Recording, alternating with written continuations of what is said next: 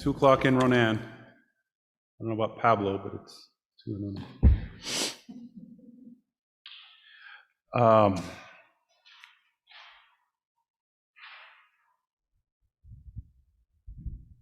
So we'll start with opening prayer. So can I get a volunteer for opening prayer? Georgia? Sure. Thank you. Pray. Dear Father in heaven, we thank you for this beautiful day that you have blessed us with and for this opportunity to do this work this afternoon. Today we want to be especially mindful of the family of Tony and Kashola, for those that are grieving the loss of this man and the service that he gave to his homeland. Lord, I just ask that you help us have the wisdom we need to tackle the problems we face and keep that. All right. Melissa, attendance, please. Chairman Matt. Here. Georgia Smee. Here.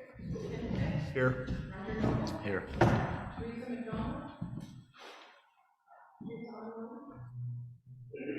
And Brian Mercier.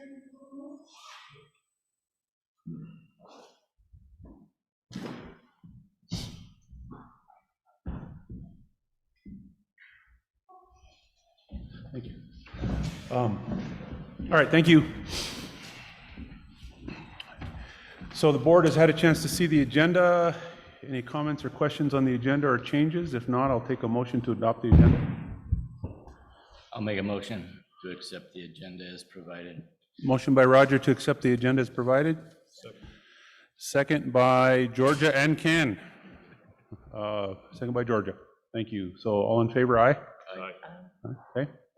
And did we determine if Teresa and Brian are on? They're not on. So, so is it Joel, you're running the online? Yep. Okay. So if they show up, would you please let us know? Thank you.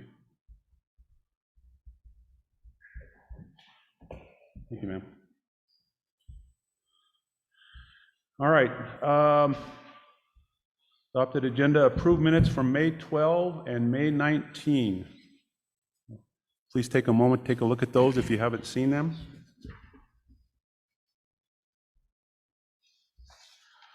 When you're ready, I'll take a motion to adopt for each of them separately. May 12, beginning with May 12.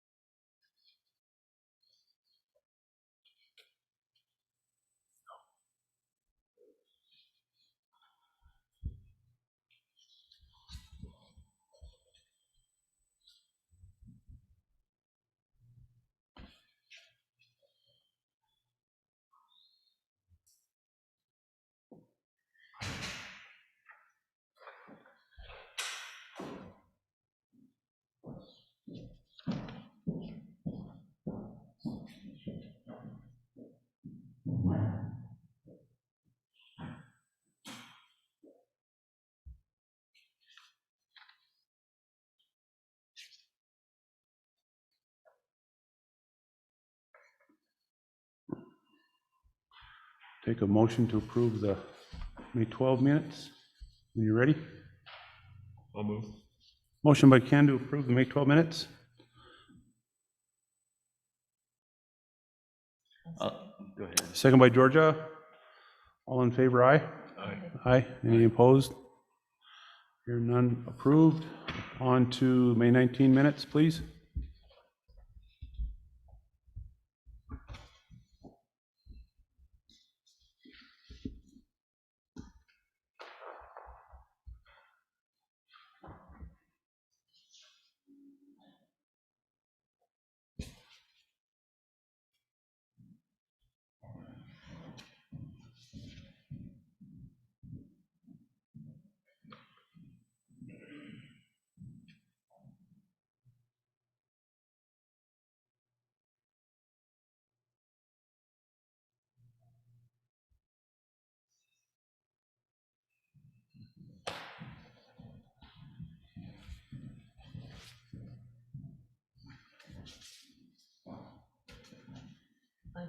we accept. Motion to accept the May 19 minutes by Georgia, Second. second by Ken. All in favor, say aye. Aye. All right. Minutes approved. Okay, as always, for those of you here and those of you who are online, the meeting and recording and minutes are on the DNRC and CSKT website. So after this meeting, you can find the minutes to these and you can find the minutes to the other meetings as well. Office of Engineer Operations, Anna and Melissa, please take it away.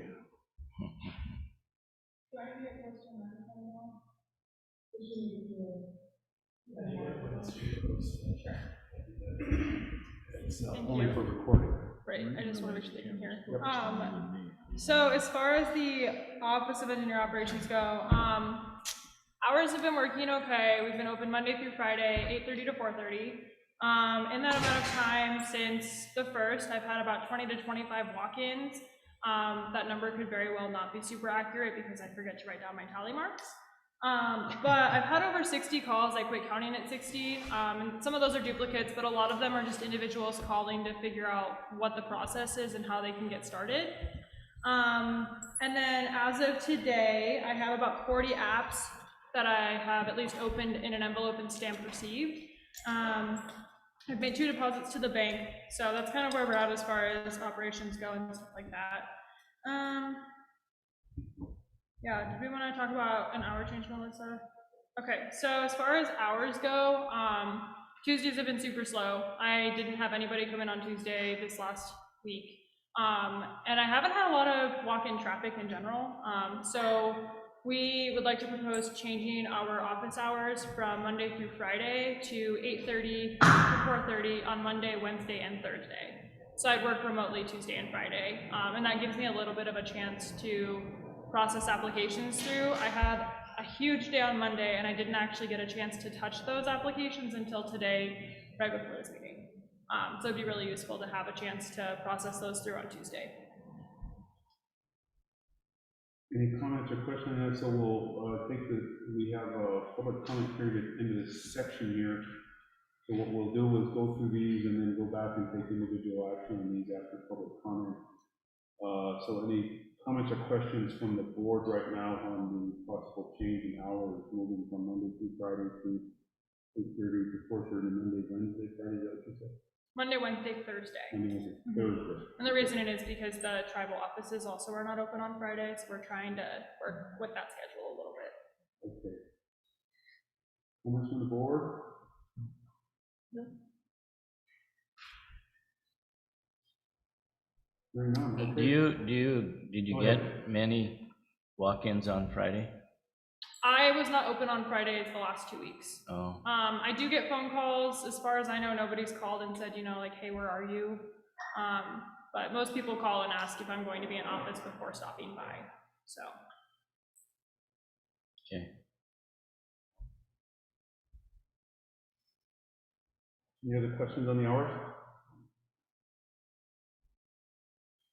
It just occurred to me, do we have the office hours posted outside of the building? On my little handwritten sign on the door, we do, yeah. So, and then if I'm here alone often, so if I have to leave, I'll put a sign up that says, you know, approximate time back or something along those lines. Okay, so.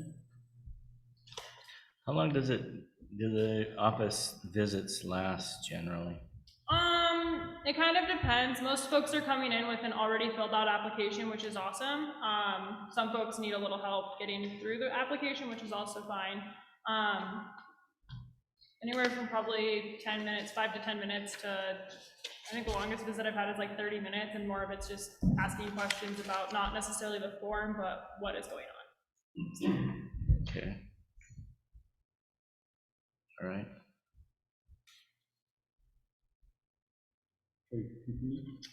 So as far as the funds request goes, we are running into an issue where I don't have fund available to, like, you know, if we run out of folders, I need to go get folders. So we just don't have funds available. I did manage to save about $32 from the original $3,000 fund that you folks had already approved. And a lot of that went into buying stuff like basic office supplies, as you saw on the original spreadsheet. But yeah, there are definitely like some random things that we also need as far as just building goes in general. So like having some wall art or some rugs on the floor. This room's obviously incredibly echoey, so having a way to kind of handle that situation would be really nice. It's also just kind of bare in here. So yeah, as far as money funding goes, we were throwing around a few options. I unfortunately don't have a spreadsheet as far as like cost goes on some of those items, just because finding like a cost on rugs is a challenge. Yeah, we did have a quote on some blinds, and we also got a quote on a couple printers. And I don't know, Melissa, did you send them the blind quotes?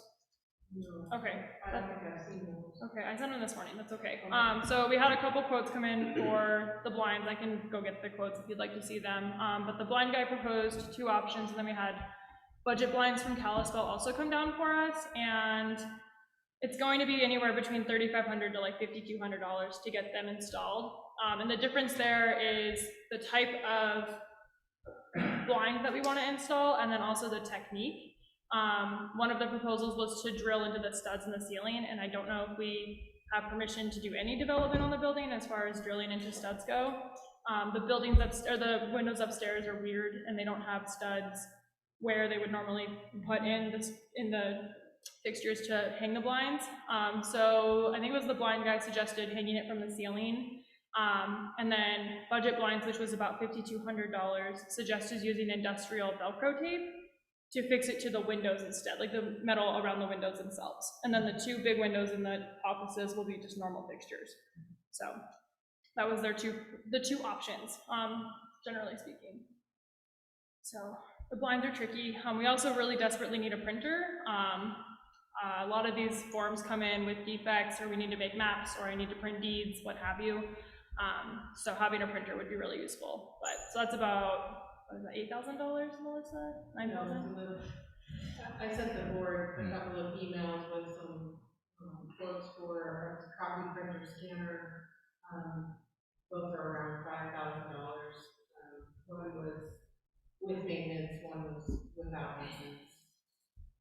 The maintenance one, the minimum maintenance cost is about $50 a month, but that covers all the toner, all the everything you would need for the printer, and any parts in the printer to fix it. And then the other quote was just for the printer. We tried to make sure we could get stuff from people that could deliver it quickly. And so that's why we have a limited number of options. And I forwarded those to you. One is the Kelly Connect, which is the Canon printer, copy scanner,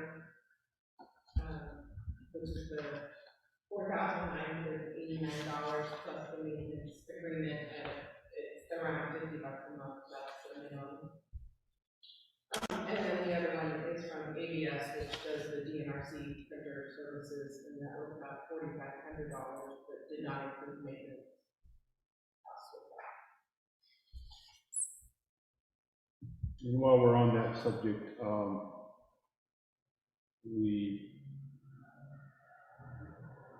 given the time frame and what we need, we don't have the option to get into a lease with anyone. I did not ask ABS about it. She wasn't the most responsive person, so when I got the quote, I kind of took it and ran, unfortunately. So I did talk to Kelly Connect about leasing, but because the board is just new, and doesn't have a credit rating, it's not likely we could get leasing. I did call the CSKT leasing company. Their problem is they don't have stock, so they would have to go purchase it first. So. Right, which would be 6 to 8 weeks. Okay.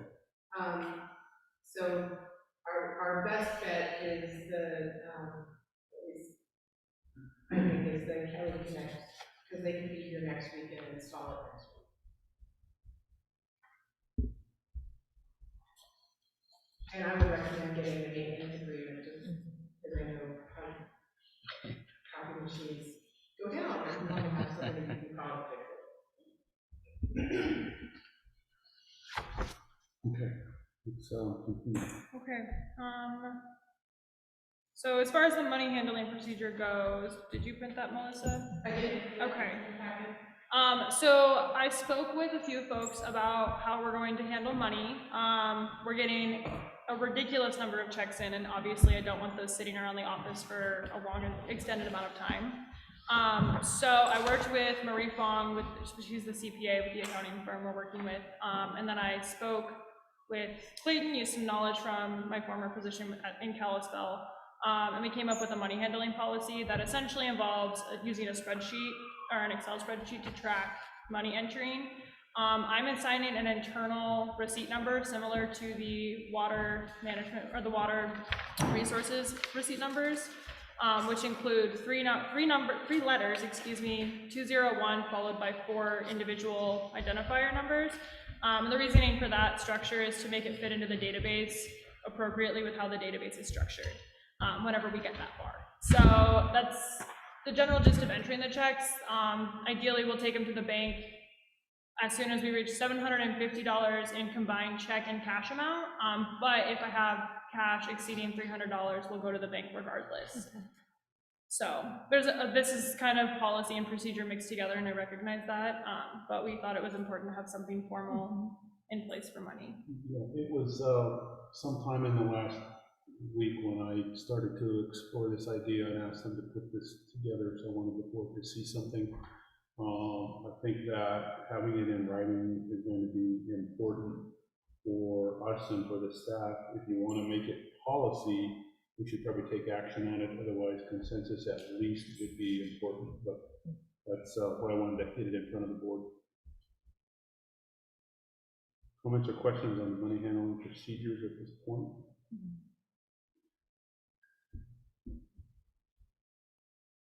All right, let's continue. Okay, sounds good. So the next agenda item is administrative assistance. I'm running into an issue where I spend a lot of time working on things unrelated to the water applications we're getting in, unfortunately. So having help with like organizing the printer, and I spent 2.5 hours with blind guys on Wednesday. So it would be nice to have somebody else to maybe do that. And then of course, just organizing the office, and there's a lot of administrative things that I'm running into, which I'm happy doing, but it makes it harder for me to get applications through in a timely manner, especially considering the volume that we're getting. And it does take quite a bit of review to get them there. And I'm finding most people don't always fill out the application properly, so it's a lot of contacting folks to get it through. So I'd have to look back at the org chart, I know, and the positions that we were talking about. So I'm assuming that we have something in there that we're heading toward creating. I think there was an administrative position at the end of that whole list of things, so yeah, there is. Okay.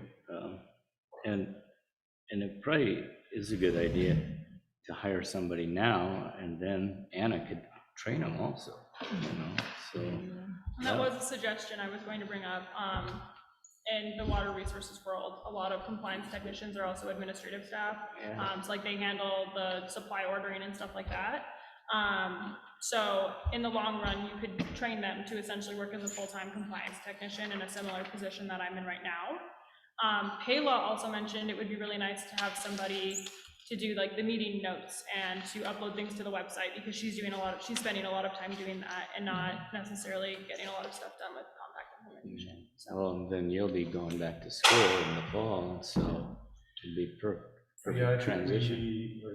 I think we want to do that. Everybody agrees on that. Yeah. So in terms of having a position to actually advance on this stuff, I don't know if we've received anything back from the HR firm yet. I have received the template job description and a couple of job descriptions that we could put together to make a compliance tech and an administrative person. I just have not had the time to combine all of that and put it into a job description.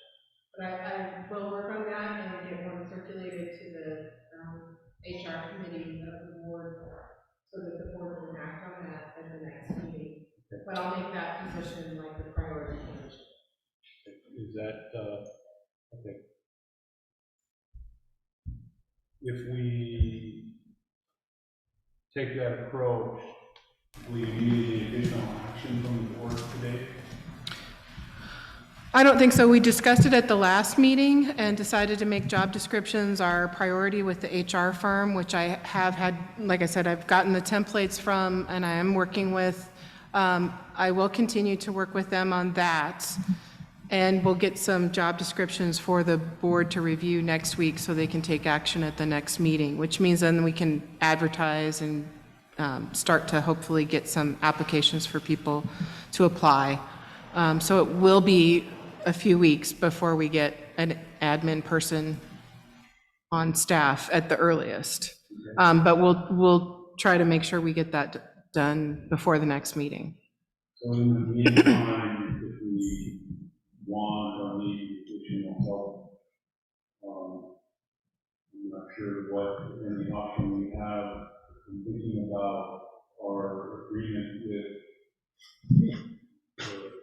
the tribe and the state over providing services. Would there be any option of seeing if either one of them have someone that could contribute as well?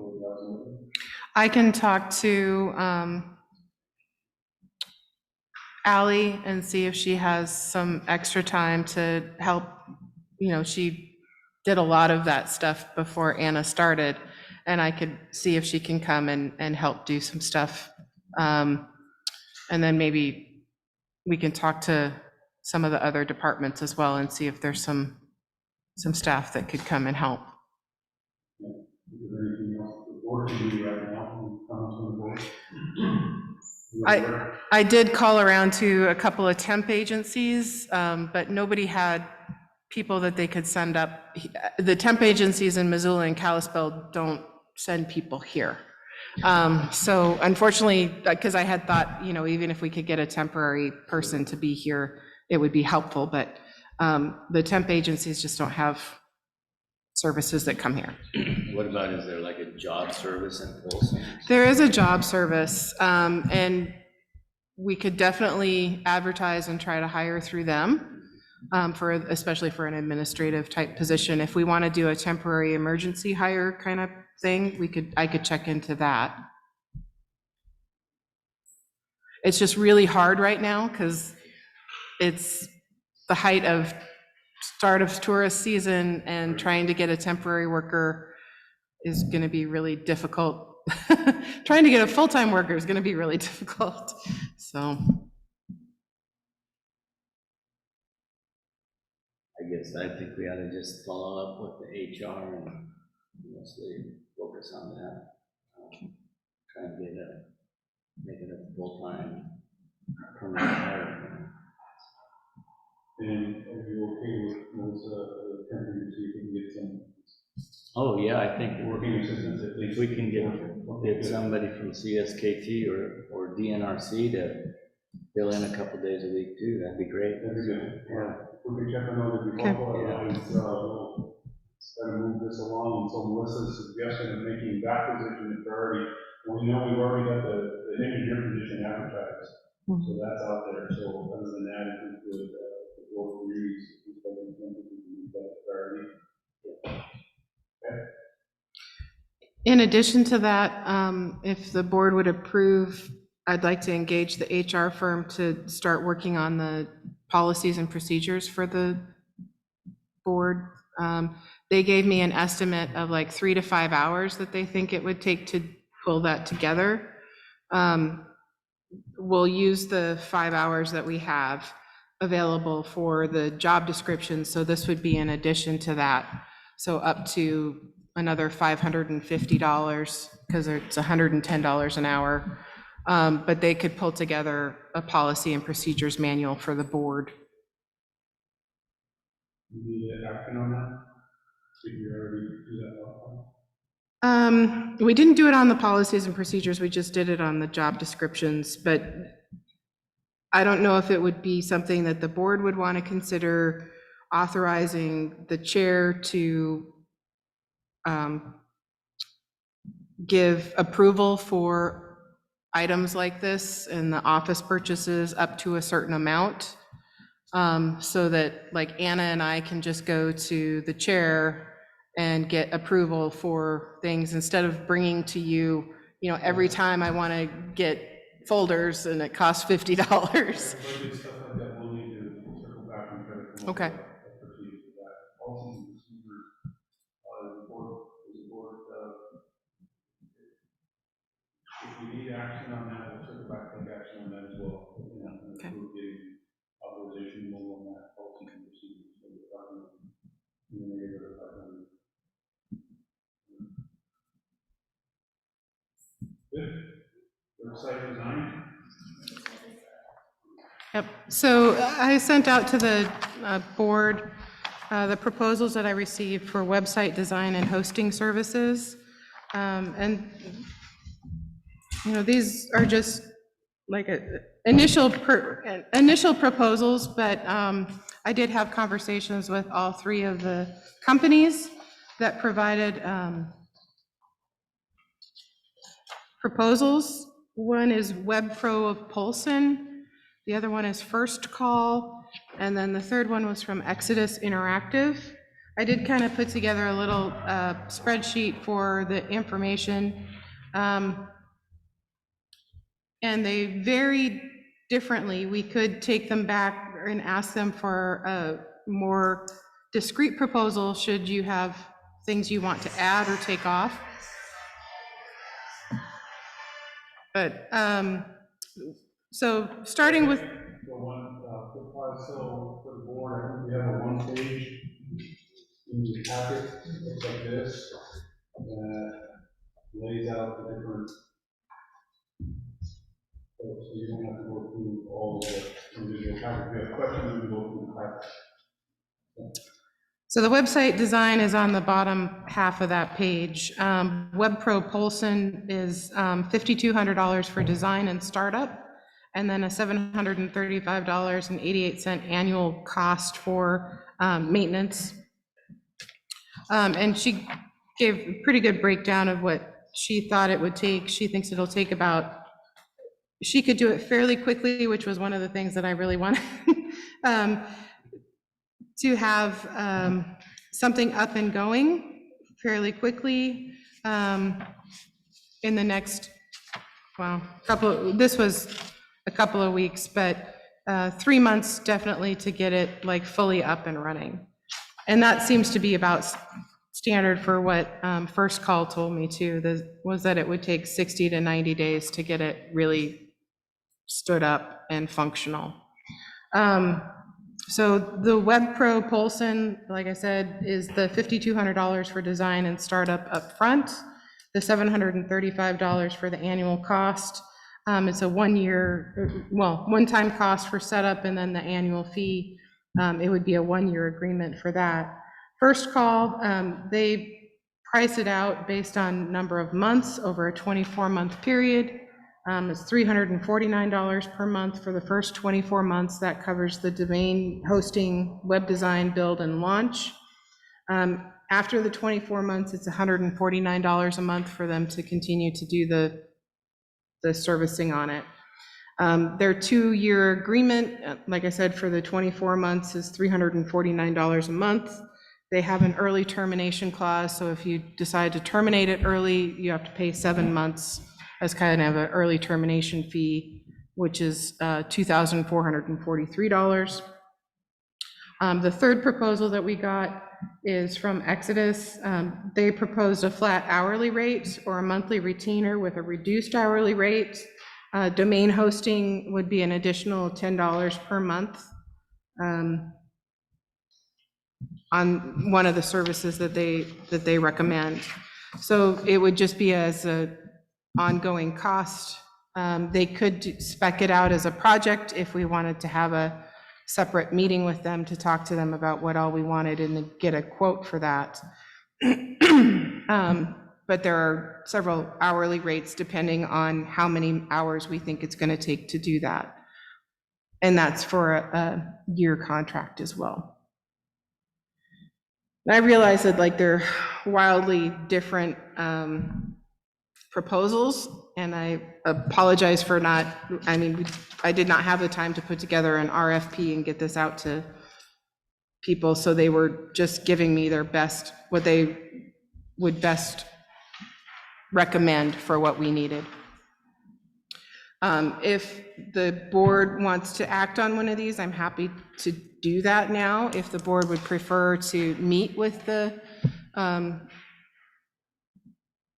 people to get more information about their proposal before they make a decision, I'm happy to set up a meeting with the web designers for that purpose as well. At this point, comments or questions? I guess is anybody familiar with any of these? So I checked one out last night. What I found, and others please weigh in, Exodus has been in business for 3 months, WebPro for 9 months. First Call is the only one that's been in business for greater than a year. And I checked out the websites that First Call has designed, and they're really top rate. I was impressed. I didn't get a chance to see any by Exodus. Those done by WebPro looked fine. My only concern, whoever we choose, I feel like their web design is going to be probably the first portal of introduction to the board. And it's our first opportunity to make a first impression for a lot of folks. And we've got some rather sophisticated data that has to be uploaded. We've got maps. There's a lot of content. So of the 3, from what I looked into just last night, First Call seemed to be the only one that could roll this out quickly with the degree of expertise we need. But again, that's not fair to Exodus because I didn't get to see a sample of their work. Those are my 2 cents. And I'll continue to engage in this discussion as with the last discussion we had last meeting, if Exodus still potentially has involved, I guess, relation involved in that, so we have to take any action in the case at this point.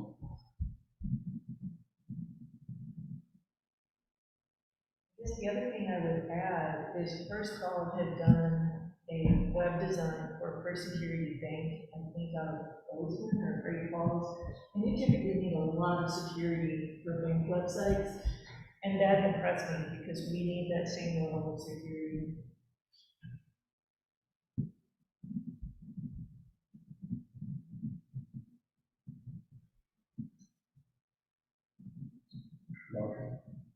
No, I guess that's kind of the analysis that I was looking for, so I went and applaud Georgia for making that effort to do that. So I totally agree with her perspective on both the longevity of the company and the quality of their work, and that's I think we should go with. Melissa, staff, any additional comments or input on that?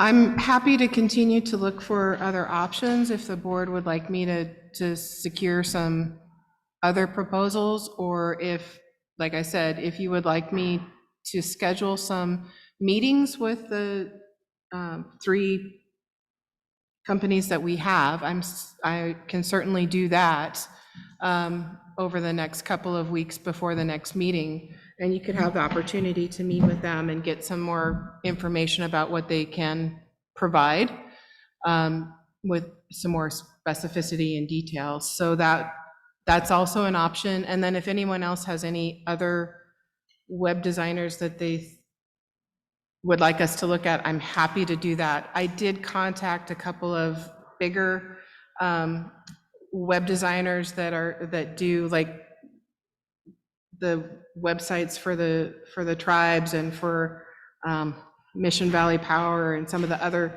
places. This is simply too small of a job for them to want to take on for a reasonable amount of money. I'll just put it that way. So there's that constraint that we have, in that, like, we're not a big company, and we're not looking to spend $50,000 this next year to put a website together. Were there any other staff members who were taking a look? I mean, we're just taking a look at anybody else taking a look and have any thoughts or recommendations? Chair Board, yes, see, I have a couple of things that I think would be a good idea for the board to think about, what they would like to see on the website presence, and maybe talk to the service providers about integrating mapping and Esri GIS type of information. There are some aspects of the ordinance where that would be very beneficial. Additionally, if there's any human resource services that the board wants to use, the web portals or that type of thing, like timesheets or integrated emails and those kind of things. I think having a really good list of the sideboards of everything you're interested in, and I do think because it's such an important service that we need respected providers would be a good idea. Because I think there'll be a lot of back and forth between board and designers to get those products up and running. So finding somebody that speaks a language that you can work with will be important. There's a suggestion to actually meet with one-on-one of them. I think we probably got a couple options there. One is we would invite them into a board meeting and one at a time, ask for presentation and discussion. Or we would create a little working group like we had in the past with other topics and come back with a recommendation.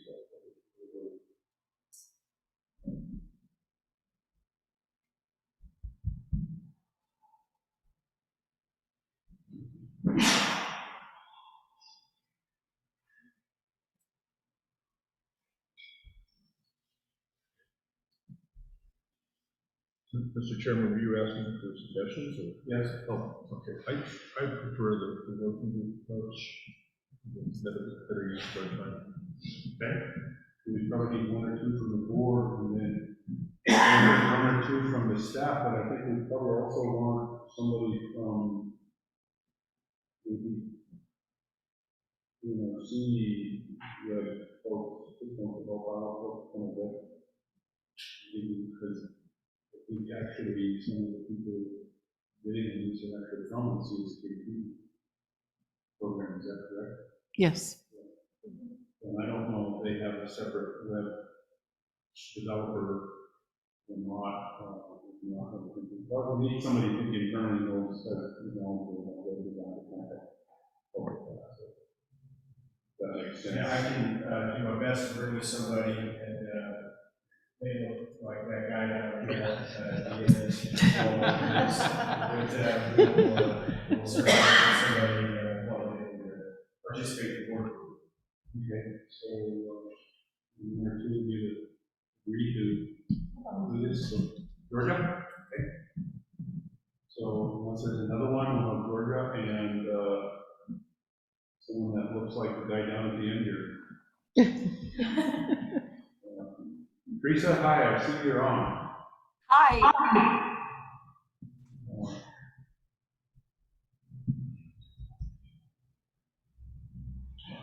So for now, can we move on our discussion, and then we'll circle back to that. If we have to take action, we will after the consensus to move on. So we have on the list here office grand opening. So Melissa is actually the one that brought it up. We're thinking 2 weeks from now?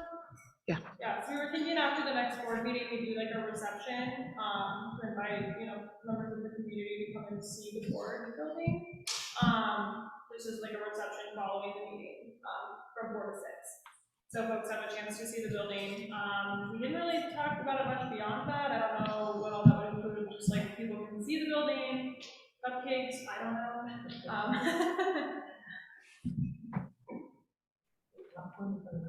We could do popcorn, yeah. And for context, we thought this meeting was gonna be somewhere else when we had this discussion about the grand opening.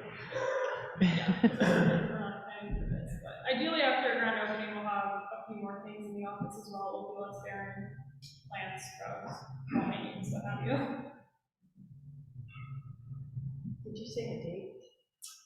Next, 2 weeks from now, whatever day that is, the next board meeting. Assuming the next board meeting would be June 20, if we keep with the every 2-week schedule, the next board meeting would be June 23rd. Obviously, we could do any other day the board would like to do it. But I think it would be nice for the community to have the opportunity to come in and see the office. If we do an open house at the time when we normally have a meeting, what we propose, we conduct the open house, and we will probably have things, business to conduct this day. Right, we were thinking the meeting before an open house, so I would be willing, or we'd have to have folks willing to stay until 6 o'clock, following the board meeting. So it would be strictly from 4 to 6, anything before that would be really fun. Or we could even make it 4:30 to 6 too, that's what business. Any other thoughts or questions on a possible open house? If it's a light agenda, 4 to 6 is fine. We'll try to manage that.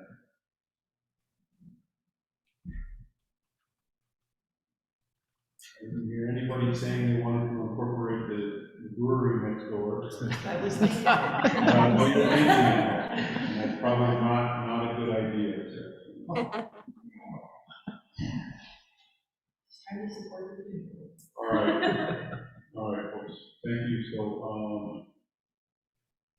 we're going to need to take action on that, or will that be a consensus item,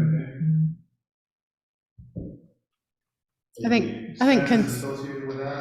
there would be expenses associated with that. I mean, we would like to have some refreshments and maybe some cupcakes or cookies or something.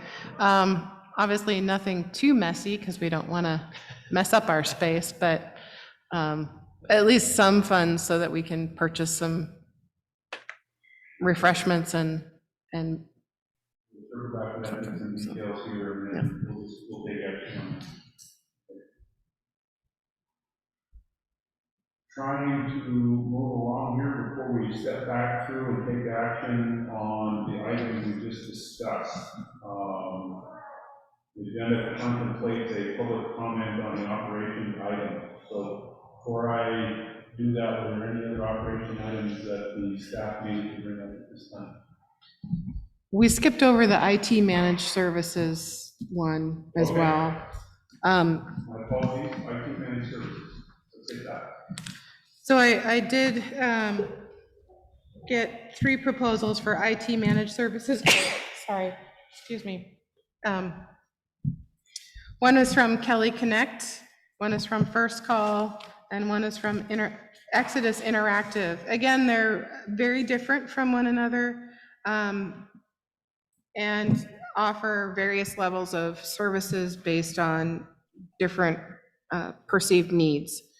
And I did do a breakdown on the page for you, so you could see what the costs are, and they vary significantly as well. And it may be that you want to have a small group to meet with the folks so that you can get an idea from them what all they can offer for the different packages that they have proposed to us. And I'm happy to set those meetings up as well if you want to do this like you did with the website as well. I did ask them all to price equipment for the board, since that is probably our most next pressing need. And they all came back with, well, 2 of them came back with proposals for actual equipment And then one was we could purchase whatever equipment the board would want. Both Kelly Connect and First Call kind of wanted some, at least, well, Kelly Connect is they want you to buy their machines. First Call will price out and spec some machines for you. And then Exodus is willing to work with whatever products the board wants to get. So those are kind of the three realms of different level of IT managed services, everything from all things included to kind of a hybrid of, things included and things on an hourly basis to an all hourly basis, depending on what level of service the board thinks that it needs.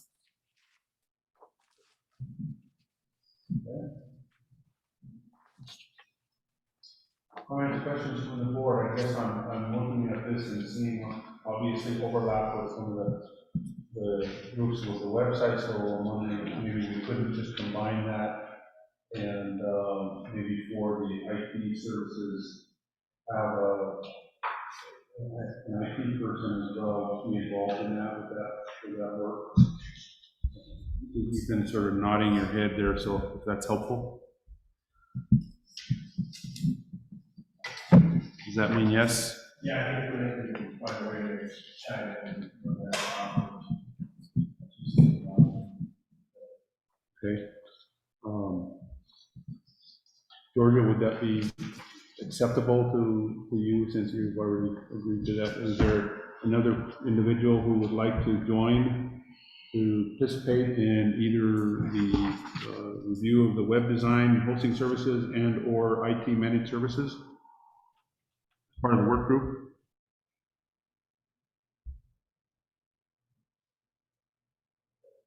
If anybody would like to, after the meeting, please contact Georgia. Otherwise, we'll certainly have Georgia and a couple folks, technical folks, assist with that. May I make a comment? Yes. I just noticed Kelly Connect is the only one that has virus removal included. Just through working at SKC, we've been hit with several attacks into our system, and we have our own IT staff that supports that, but I can imagine that could definitely be an issue with the board. Having that kind of service provided is essential, and Melissa did First Call or Exodus, are they willing to do that at all? Is that something they would provide for a charge? I don't see it listed. Yes. So for Exodus, everything is on an hourly or as part of their monthly retainer. They could provide that service. First Call definitely can provide that service. They can also do the help desk support. When I talked to them on the phone, their recommendation was because we are such a small entity, they didn't want to give us or add on, the help desk 24/7 call-in, because you're not going to utilize it enough to even make it worth their minimum charge for that, which is why they didn't. But their rate based on help desk is at $135 per hour and 25.25 increments, so for the quarter hour. All of the services like the virus removal would be extra service as well, so that would be at an hourly rate. But right now, it's not something that you need on the scale of having somebody available to do 24/7, and at most it would be 6 machines. The Kelly Connect, they will do virus removal for up to 4 machines per incident. So if you have a virus that gets into all the machines, they do the virus removal for 4 machines, but anything beyond that, they bill out at their billable rate. So just for clarification on that. But yes, they are all capable of doing the virus removal. Yeah. And so maybe you could explore that a bit more during the interview. Sure. That'd be great. Right.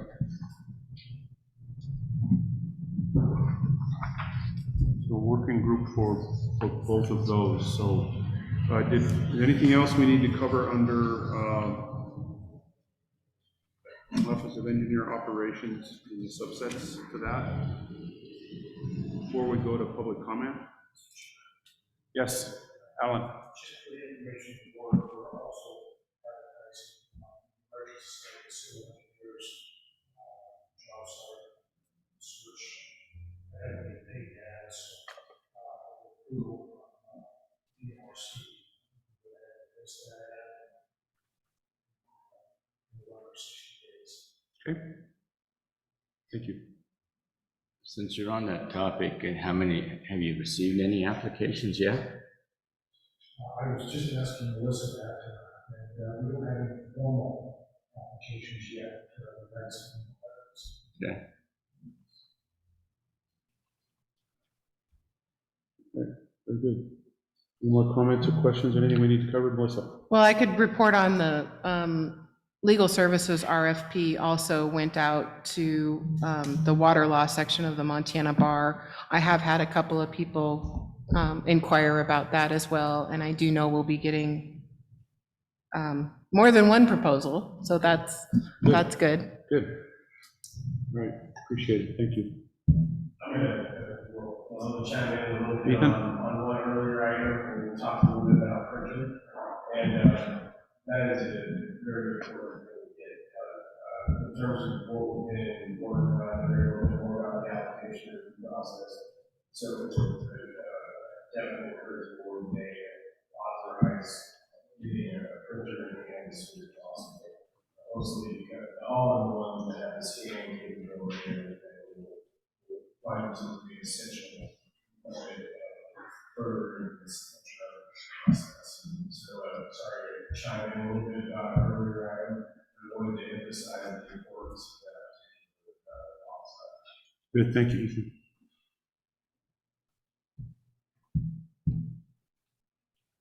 All right, with that, we're at the point that we want to accept public comment on any of those operational items that we cover here before we take any final action on them. So any members of the public who would like to comment on those who are present, please step up, give us your name and give us your comment. And then we'll move on to anybody online. Yes? My name's Dwayne Smith, and it's Melissa, right? I'm Melissa. Oh, okay. Well, anyway, when she was saying that you wanted to reduce your hours and stuff like that, is there any way that she could still be contacted by phone and not be in the office here, so that people have a question, that they could actually get a hold of her, and she could keep that track of time when she's in Missoula or where she's at? Yeah, thank you for asking. My phone does work on my laptop, so folks can get hold of me via phone number. I have Zoom capabilities, so if somebody needs to get hold of me on Zoom. I'm still working, I'll just be remote. So folks are, standard hours, we use our 8 a.m. till 4:30, so if you don't get hold of me. It just sounded like you weren't going to be available except 3 days. So, yeah, so I'll be in office for 3 days, and then I'll be in Missoula working remotely Tuesday and Friday. But I'll still be able to be contacted, email, phone, Zoom, and all that. Same numbers. Yeah, same number, same email, the office phone will go on my laptop, so. Yeah. Thanks for that comment and question. Thanks for the clarification. So anyone else? Yes, step up, give us your name, comment, please. My name is Dave Beck, and that was surprising to hear that you want to reduce your hours. And earlier you commented that you didn't have enough time to do things, and so you want some help. So it's been a long time since I've been an employee. I've been an employer I ever had the courage to go to my employer and say, hey, I need help, but I want to reduce my hours too. So. Anyway, you guys have the title of a water management board, and you're becoming more of a personnel management and office management, and it's really hard to get down to the water management part. And I listened to Anna say that there was a high volume of applications coming in, which I think there probably should be, because I know I sent the link to the application to over 40 people myself. And I'm sure there's others that have sent it, and there's others that have found it on their own somehow. I don't know how, but anyway, what you really need, well, you actually have it, you just don't give her the authority to do anything. She does all the work. She has to come and get permission for everything. But Melissa is doing all of your office management. She's lining everything up, finding all the things that you need and negotiating with the people, and she doesn't have the authority to get it. You need an office manager with a budget and some authority to make some choices and equip the office so it can function. And then you'll start moving forward, and then you can have your board meetings and discuss water management issues, I think. Thank you for your comment. Anybody else here? Anyone else in the audience? Comments? Okay, Joel, anyone online? If anybody online would like to comment, just go ahead and hit the raise hand button, and I'll let you make a comment.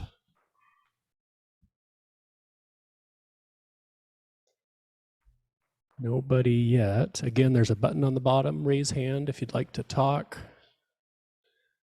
Go ahead and hit that button.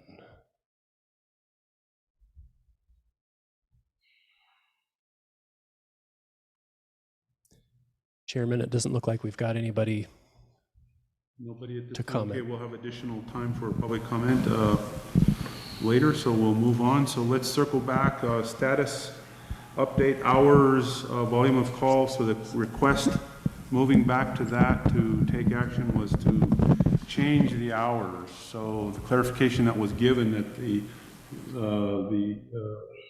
Anna would be available during full office hours, but the physical presence in the office is the request is to change that.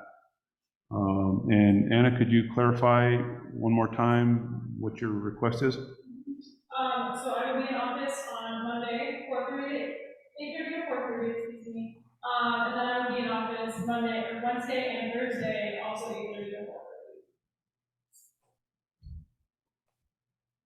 And again, the reasoning for that was just to allow people to track project days. So just to clarify, you're not asking for a reduction in hours. Just a reduction in hours in the physical work. She is asking for not being in the office 2 days because there was not enough foot traffic to justify that. Correct? Did I understand that correctly? Okay. Okay.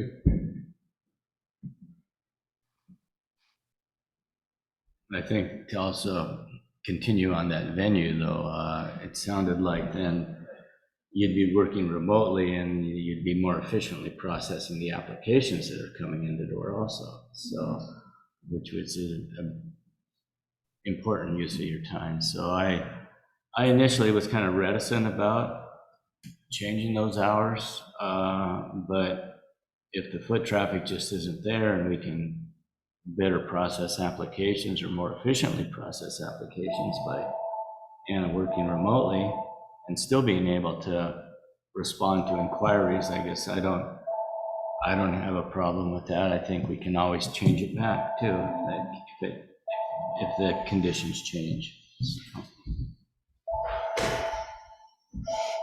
Any other comments by the board? Well, there you go. Answer the phone.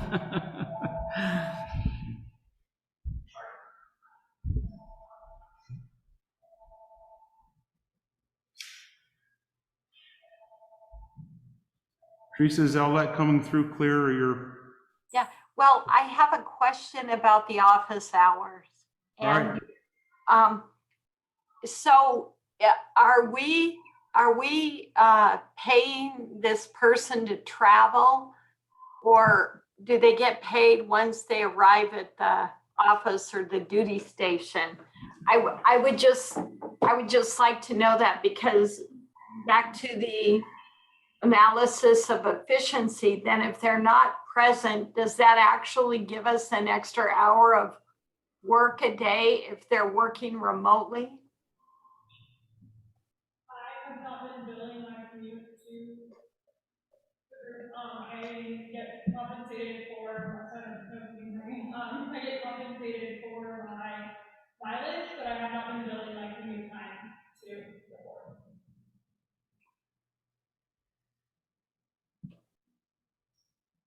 I'm sorry with the echo. I was unable to follow that completely. Can you hear me better now? Yes, thank you. Yeah, so I have not been billing my hours to the board for my commute. I just get compensated for mileage. Okay. Thank you for that clarification. Thank you. Thank you, Teresa. Any other comments? What would the board like to do? I guess I think we should go ahead and change the hours. You can, and put up a sign. Just make a good sign in Word or something, and then if conditions change, we'll revisit it. Okay. Is that a motion? Yeah, it's a motion. Okay, motion, second by Ken. So, all in favor, Roger? Yes. Yes, Ken? Yes. Georgia? Yes. Teresa? Yes. All right, I'm in favor, so that's approved. All right. So we're going to break down this funding request for office supplies and building improvements a bit. So I want to start with just the supplies, the general supplies, and the those incidental costs, not including things like a printer or blinders or other larger costs like that. I want to take those individually. So there was a thought, I know that we had approved a budget limit for certain things. How do you want to proceed? And I do think it makes sense for the office to have the authority to get what they need for supplies. The costs for those are all being documented. I think a lot of those purchases are being made online. I think Melissa is actually doing a number of those. All those receipts are going forward to our accounting firm. Our accounting firm is documenting those and watching those as they accrue on the financial statement. So how would you like to proceed with that? And is there a suggestion, Melissa, for how we can do that? That will make sense to you? Well, I also wanted to let the board know that we did open an account at Missoula Office City for Anna to be able to go there and charge what's needed. We've just been keeping track of that within the previous amount you have authorized. And we're, what, about $50 from it? $32 from that limit. So what we would like to do is to raise that to allow Anna to continue to be able to purchase office supplies, either there or online, wherever she can get them the fastest and the easiest, up to another certain amount, and maybe just have it ongoing, $1,000 a month for office supplies for the next 3 months. And I'm wondering myself about, would just make it a monthly limit rather than the limit we set with, and if we have to go over that, maybe you could authorize myself or Ken to, as vice chair, to approve that pending board final approval, should we have to do that in any given month. So just a thought. So I have a question for Anna. Is there any need to have like a petty cash fund also?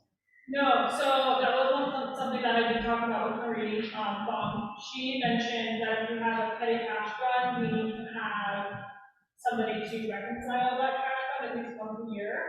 I personally don't find a need for having a petty cash fund. Very few people pay with cash. Occasionally having a chance to like break 50 is important, but it's also pretty easy to send like a little walking about. Okay, all right. Okay, so I'll make a motion that we allow, that we designate a $500 a month office supply account.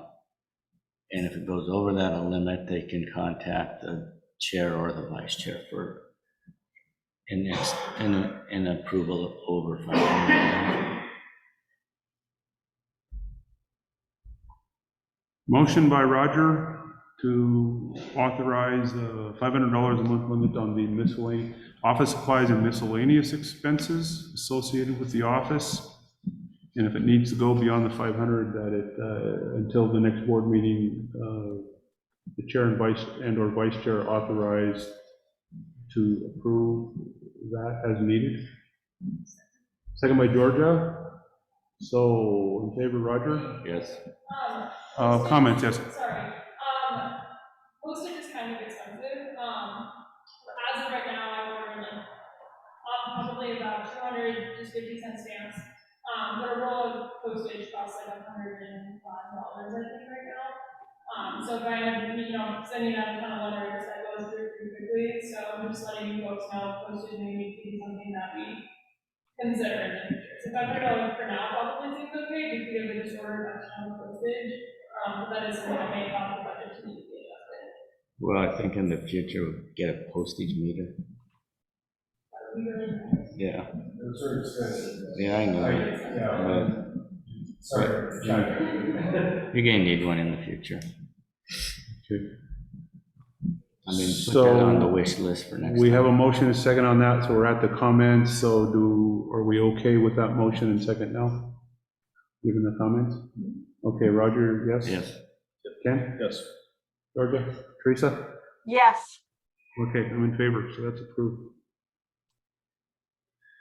So continuing on, so there were a couple items that you hit on, and if we need to hit on any others, at this point, we're talking about, let's go to the printer.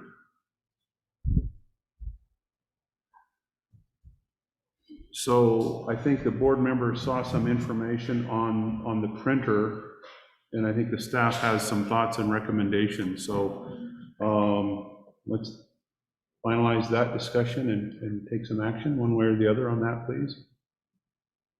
So you want to summarize where we're at with the printer again, Melissa or Anna? Sure, I could summarize. We have 2 sales quotes for the board's consideration. One is from Kelly Connect for the Canon copy printer scanner at $4,989. The other quote was from ABS, and ABS was approximately $4,500 for a similar type machine. They do not do maintenance at ABS, but Kelly Connect does do the maintenance at $50 a month for that machine, which covers all of the ink, toner, cartridges, any kind of equipment, labor or parts that would be needed to fix it for the term of the management agreement, or maintenance agreement. So those are the 2 options that we found that could get us machines next week, which is our limiting factor, in that if we needed a machine and it had to be ordered, it would be 6 to 8 weeks. And because of our desperate need, I just wanted to bring forward proposals that could get you something next week. And for clarification, this printer does what? It copies, scans, and prints, yes, sorry. It's a printer, All right. yes. All right, very good. And it does color, Okay. which is important for the maps. And yes, slightly larger sizes. I'm not going to go for the similar things from ABS, but I also mentioned the different qualities of this contract. Speaking from experience, that toner is challenging to find sometimes, so the service contract would be incredibly helpful as well through ABS. Okay. Mr. Chair, I move that we proceed with purchase of a printer from Kelly Connect, since it includes the maintenance. ABS does not. Okay, motion by Georgia to approve the purchase of the Kelly Connect printer. Second. Second by Teresa. All in favor, Roger? Aye. Ken? Aye. Georgia? Aye. Teresa? Aye. And myself, aye. All right, approved. The next item that was discussed, and I don't know if we want to deal with that now or we want to bring more information back. If you're ready, I guess we can, was the blinds. There was some discussion on the blinds. With the blinds, was the three options, and since they were also vastly different, that was the difference in pricing. And I'm happy to send you all the quotes if you'd like to see them before making a decision. But again, it was budget, or the blind guy proposed two different blind options. The cheaper option is just a sunshade, however, that doesn't insulate, and this building is weird, doesn't have a lot of insulation as far as temperature goes. So they have a honeycomb option to put over the windows. It looks like a normal blind, but it's easier to clean, inspecting them. Both blind guy and budget blinds propose these options. The biggest difference between them was how we mount them to the windows or walls. So, do we know in our agreement with the landlord what approvals we need to install things? If it's going to be a structural change, we need to get approval. I don't think it's going to be a problem to get approval to hang something like blinds. I wouldn't consider, although, what Anna's talking about, hanging them from the ceiling might require punching a hole in the ceiling. So for that, I would want to contact the landlord and at least, let her know and make sure she's okay with that. Alternatively, the budget line guy, when he came in, suggested doing the industrial tape along the metal inside of those windows. And then like $100 more than just like a standard string hanger, it was going to be motorized to prevent people from pulling on them so that they're not coming off the windows from the tape. But it's a less permanent fixture as well. It's just tape that goes on. It's like a Velcro situation, and you can take those down if you need or something like that. So that was his suggestion instead of drilling into the physical walls. And we need them, but probably it's a little less urgent than the printer at this point. So maybe a suggestion, go ahead and send us, the board, that information, and in the meantime, let's notify the landlord that we want to do something, we don't know what it'll be, and just and make sure that she's finally okay with that. So. Well, I would suggest that we follow Anna's recommendation that we get good insulated blinds, because that's a southern exposure. Yeah.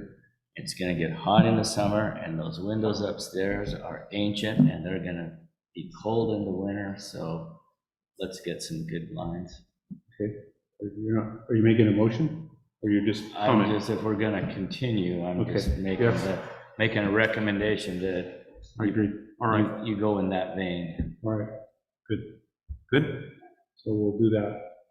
Thank you. So no further action on that at this point. Were there any other major items that we needed to address in terms of those kind of expenses?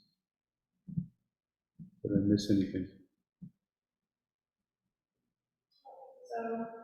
Okay, the money handling procedure, does the board wish to take action on that, make that policy?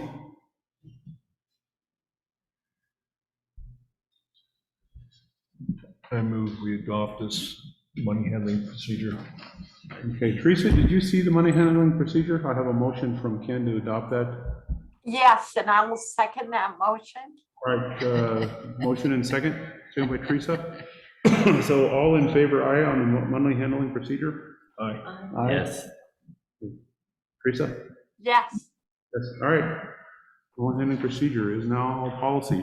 So if we need to change that, if there's any questions on that, please bring it back. Okay, administrative assistant hiring. So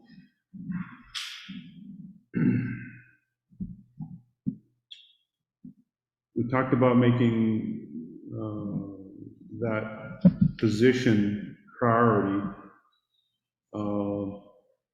and I think we can do that without taking any action. We don't need any action on that. No. But the policy and procedures, if we want to take action on that, so do we want the to authorize the HR contractor to begin work on the policy procedures. I guess I would like to recommend that the board consider, authorizing us to engage the HR firm for up to, $550 per month for services similar to like what we were talking about for office expenses and stuff too. If we could just maybe Okay. make that an ongoing thing. All right, you want to, would the board like to take action on that and make that a motion? Yeah, I'll make a motion that we engage the HR firm to up to $550 a month with first priority being the administrative assistant and then the policy and procedures. Motion by Roger, Second. second by Ken. So all in favor of that, Roger? Yes. Yes, Ken? Yes. Georgia? Yes. Teresa? Yes. All right. Accepted. Website design services. I think where we're at was we were going to set up a working group for that, and then also we were going to set up a working group for IT management services. Okay, So I was reticent to get involved with that because I was hoping that we were going to have a slew of applications for the engineer's position, but then, because I'm on that review committee, but since we don't have any applicants, I'm willing to give Georgia a hand on this. all right, very good. So, Melissa, is there any other action we need on that right now then? No, I will set up meetings for Georgia and Roger, somebody from DNRC, to do the IT and the website interviews next week. All right, very good. Thank you. Thank you all for doing that. All right. The only other thing I'm going to bring up that I didn't see, and I know that the board got, was an email on the bank account. I think everybody should have seen that. What was that? On the bank statement. Oh. Where we're at with that, but what that prompted me to want to talk about was a budget, and I think Melissa and I have talked that I think, Melissa, maybe you can address this, that we were talking about coming up with sort of a master budget, and it was maybe your thought that maybe we should create a budget committee, sort of a standing budget committee. Can you address that with us for a second, please? Sure. So the interim funding agreement that currently is in place for the board for the state and the tribes basically put $100,000 into the board's bank account for a 3-month period, May, June, and July. We're already now into the middle of June, and we've only spent like $6,000, but we're about ready to spend a whole lot more. Looking forward to having a master funding agreement for at least the rest of the state biennium, which would end June 30th of 2023. I need to start working on that with the state. It would be helpful if the board had a developed budget in place that we could use for a template to make sure that we're adequately addressing what the funding needs are going to be for the board for the next year. And so in talking to Clayton about it, we thought maybe it would be a good time and a good idea for there to be a budget committee of the board members that could get together to come up with a proposed budget. That's the suggestion, a proposed budget committee made up of members of the board and key staff. It's a good idea.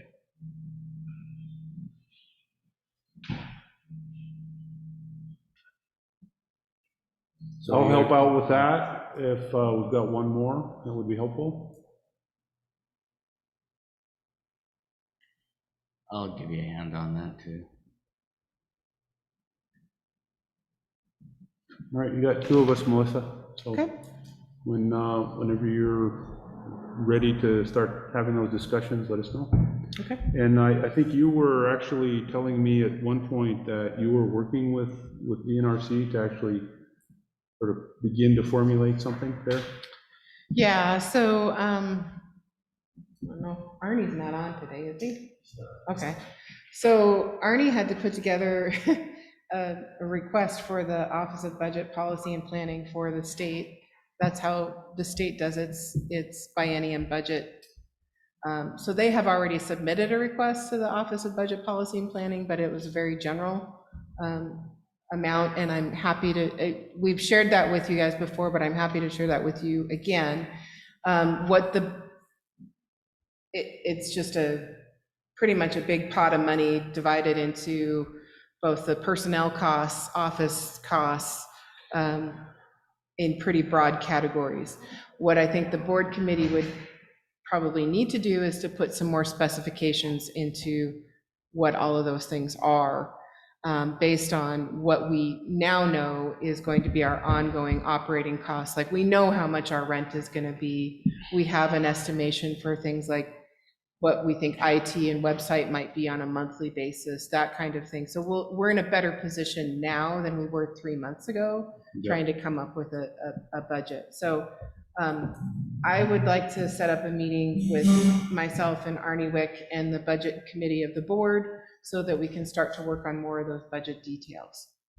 Great, thank you. Good plan. All right.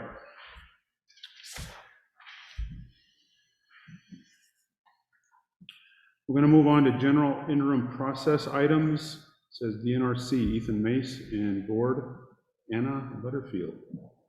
First was schedule for uploading applications. Ethan, could you speak into the mic?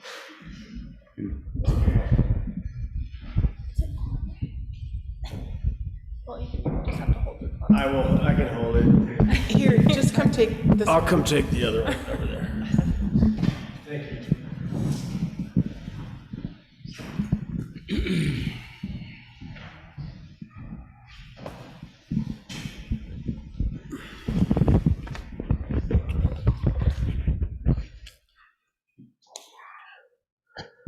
Excellent. So we have had a little bit of feedback about our schedule for uploading applications, and for clarification, the uploading of the applications is part of the application receiving process, in which we allow the applicants to know that, oh, hey, your application is received, here it is online. This also helps the various entities who would all be potentially looking at these applications see what's actually involved in the applications.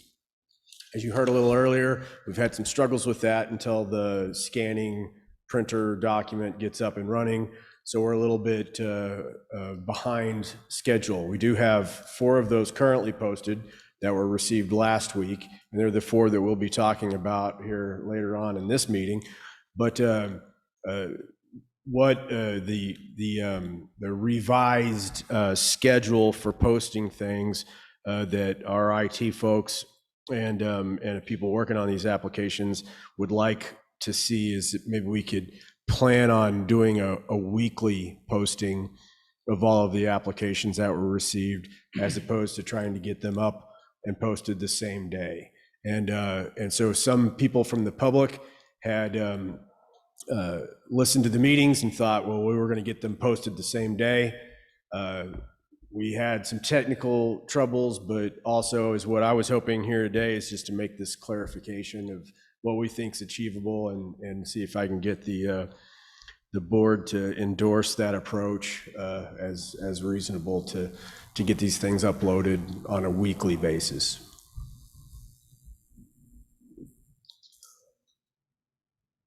Let's hit pause there. Sure. Any comments from the board? Yeah, schedule for uploading applications, rather than doing them on a daily basis, doing them once a week?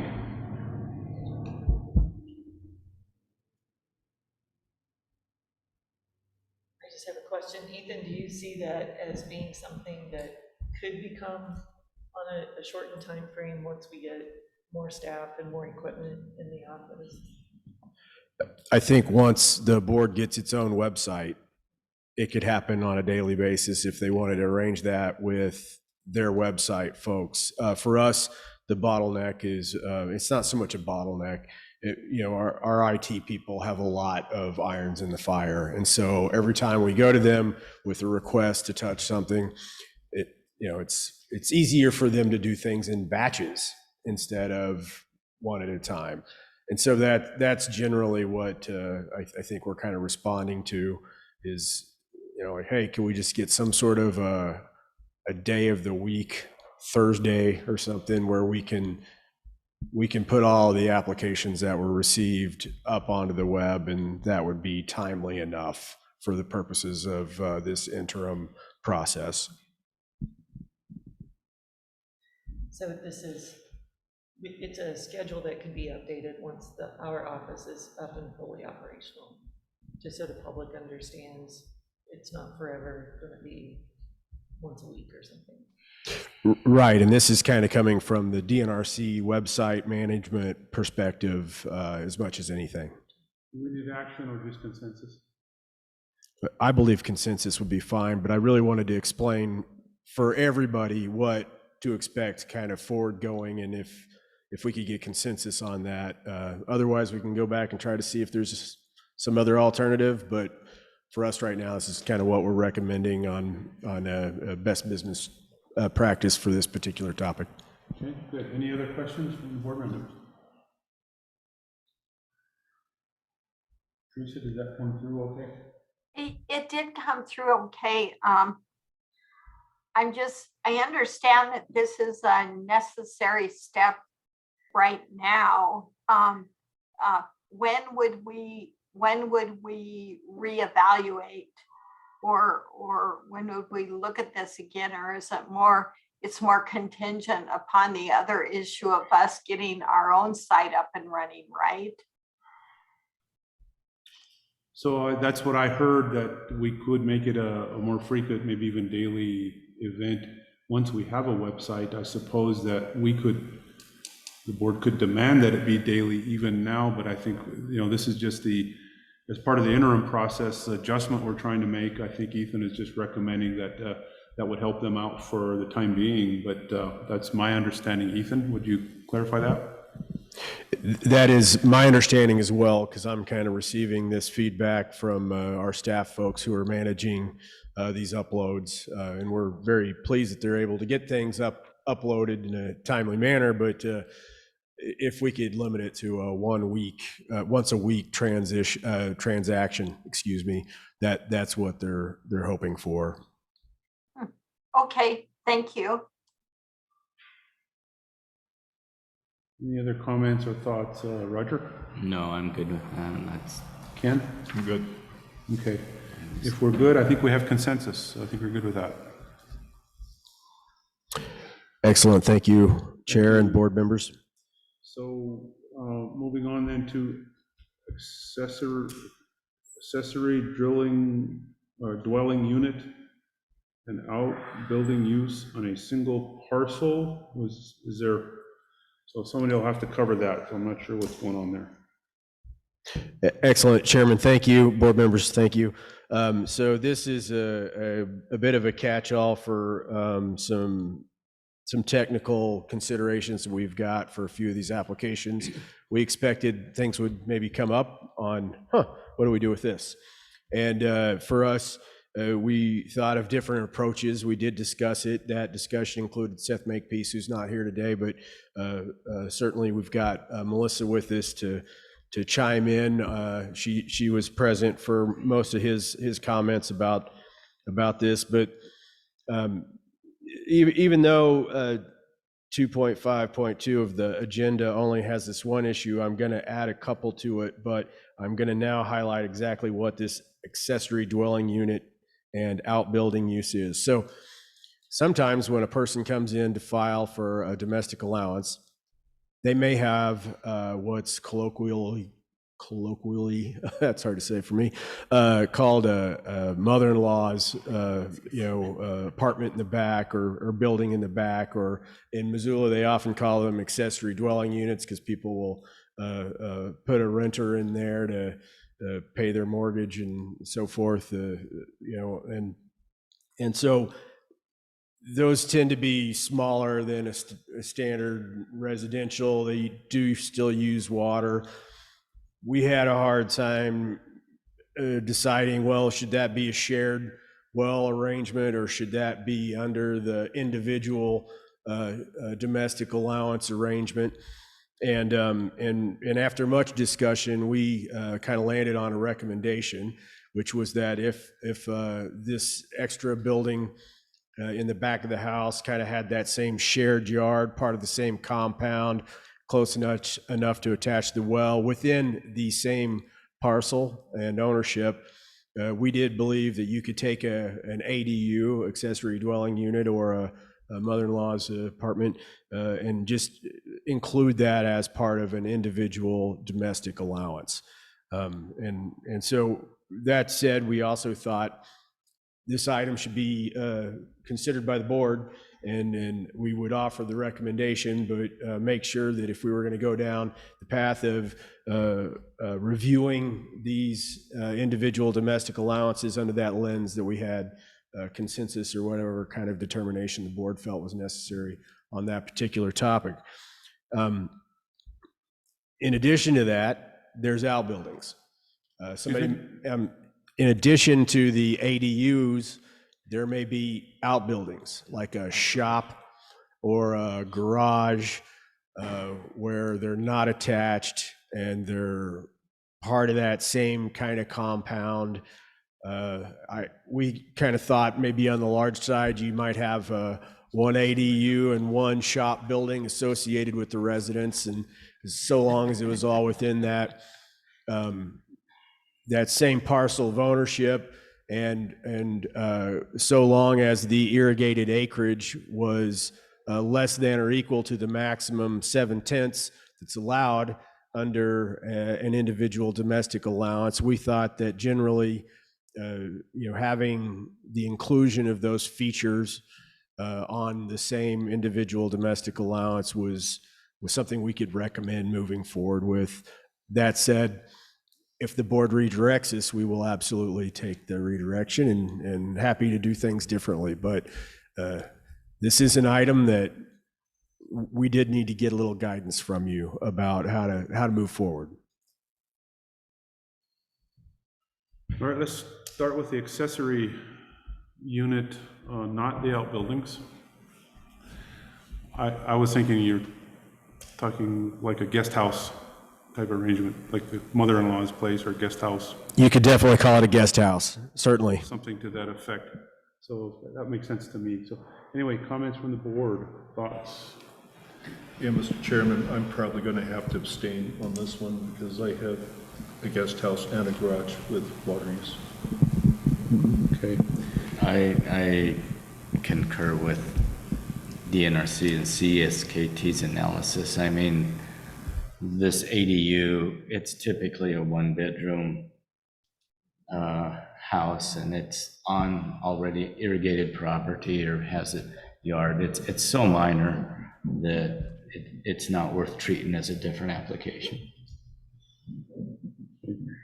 I guess my question always goes to what the ordinance and the policy says, so I'm not sure why it's, so what causes this to come up in respect to what the policy says? For us, what caused it to come up is people specifically called it out on their water right application for an individual or a shared domestic allowance. I believe we have one of each. We did go first to the ordinance, and we looked at the definition of home. We didn't find that it was terribly clarifying on this particular topic of ADUs, guest houses, or mother-in-law rentals. We thought that home means a house, apartment, or other shelter that is a permanent or temporary residence of a person, family, or household. So for us, so long as the ownership was within the same parcel and owner group, at least family, household, we thought it could easily fall under that definition of home from the ordinance. Then we also considered the definition of a shared well and a shared well agreement. And the shared well we'll just go to the shared well agreement, which is an integral and required criteria component for a shared well, a domestic shared well allowance. And it means a legally binding document that stipulates the manner in which a shared well is jointly used between or among all homes or businesses connected to the well. To be valid, it must be signed by representatives for each person having possessory interest in each individual home or business connected to a shared well. We thought this describes something different than an individual residence that has a guest house and or an outbuilding shop type thing. And so that said, though, we're cautious about interpreting things on behalf of the board, and thought the board should tell us if our conclusion recommendation was good enough for now, or if we needed a little redirect. Georgia. I just have a question. I used to live just outside of Jackson Hole, and this issue came up there as well in planning and water use, because we had homeowners who had a main home and their guest house was 2,500 square feet, 4 bedrooms, 2 baths, and that's where their caretakers lived. So in that case, I guess it would have fallen more under a shared well, but it was classified by property owners coming in that it was a accessory dwelling. And in that case, is there a way to indicate acreage? Obviously we have a way to indicate acreage on the application. Any thoughts on that? Certainly. So the original, I can kind of go with what the intent of the limitations on a domestic allowance were designed to do, and it was primarily to designed to limit consumptive use as the primary impact to senior or adjacent water users or the resource. Our assessment of things back when we worked on the ordinance concluded that irrigation and lawn and garden was by far the largest aspect of a consumptive use factor. In this situation, most of the water used inside of a building is returned, not quite as clean, but it is volumetrically, the vast majority is returned to the system. And so long as that maximum irrigated acreage component is upheld, we thought this was minor and probably continued to meet the intent of the domestic allowance, which is really an exception to a permit, which is a much more intensive look at the potential effects of a new use, because it's likely large enough to impact the resource or adjacent senior water users. You're also raising this because we're faced with one now, or more? That is accurate. And so on the first week, we did receive 10 applications, and we do have 4 of those that we thought we could move through presently. The other ones had some hiccups with some mapping, which we think we can solve without the board's input. and a few other items that we think are imminently going to be resolved by the next batch that you will see. However, there are, I think, at least two that have this guest house shop type hookups that we just want to make sure we're moving in the right direction as we make our recommendations, our reviews. Mr. Chairman, I have a comment. Teresa? Yes, I kind of land on the concern, or what I should say, the circumstance recalled by Georgia. I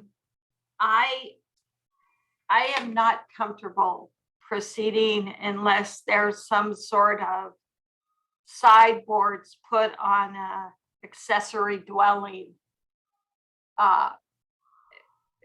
due to concern of overuse, over appropriation, or even due to the concern that someone gets their app in and they have an accessory dwelling, and then it's all approved, and essentially they have two primary homes where approval is granted while others are still maybe waiting for approval of a first home.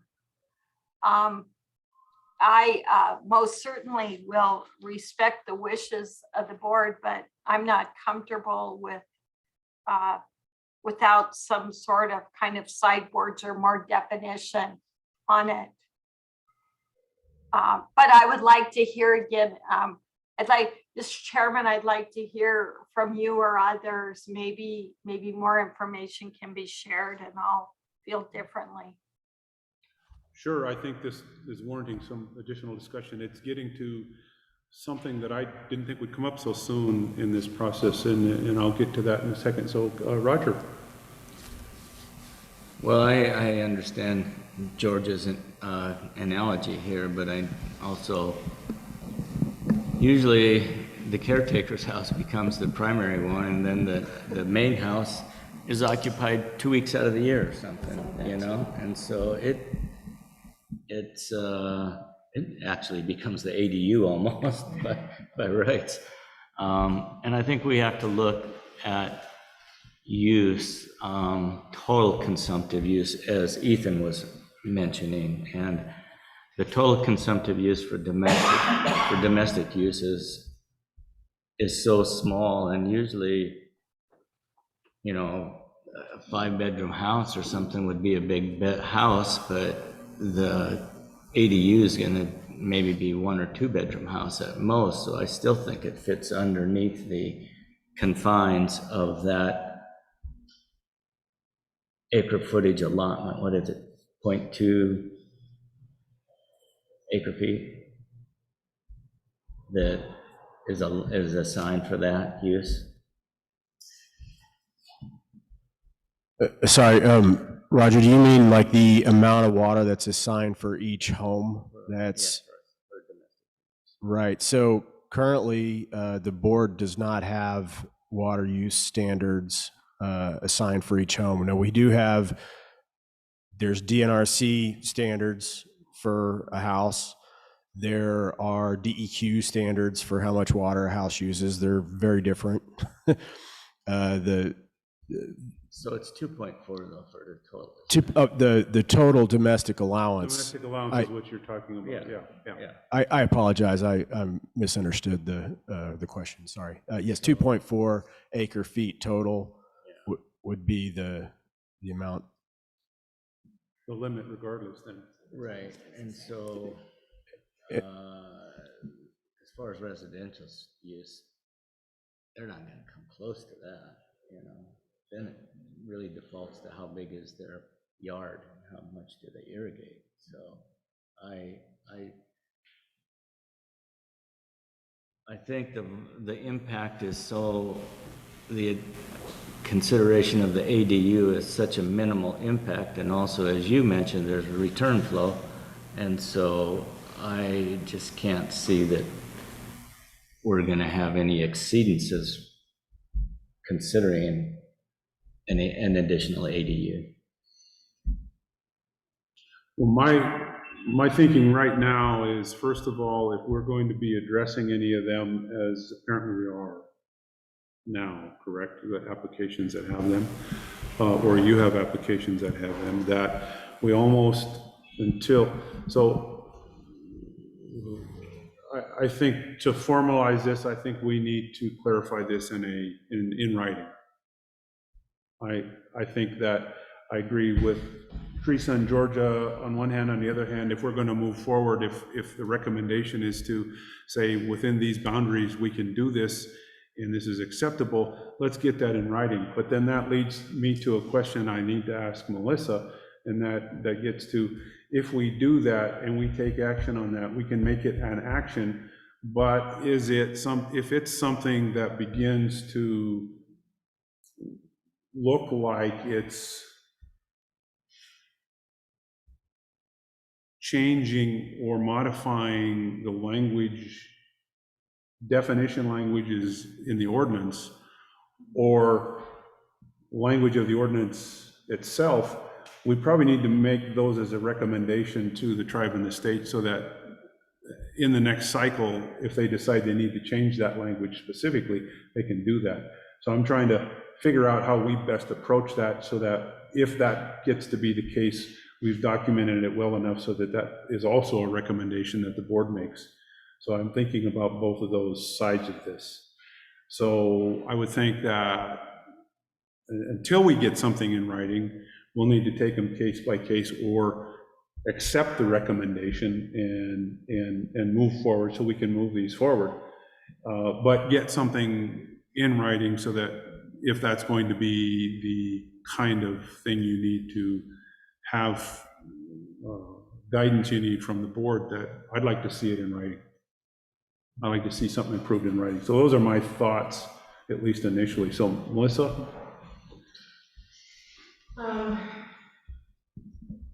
Yeah, I guess I would like to take another look at what we're talking about doing.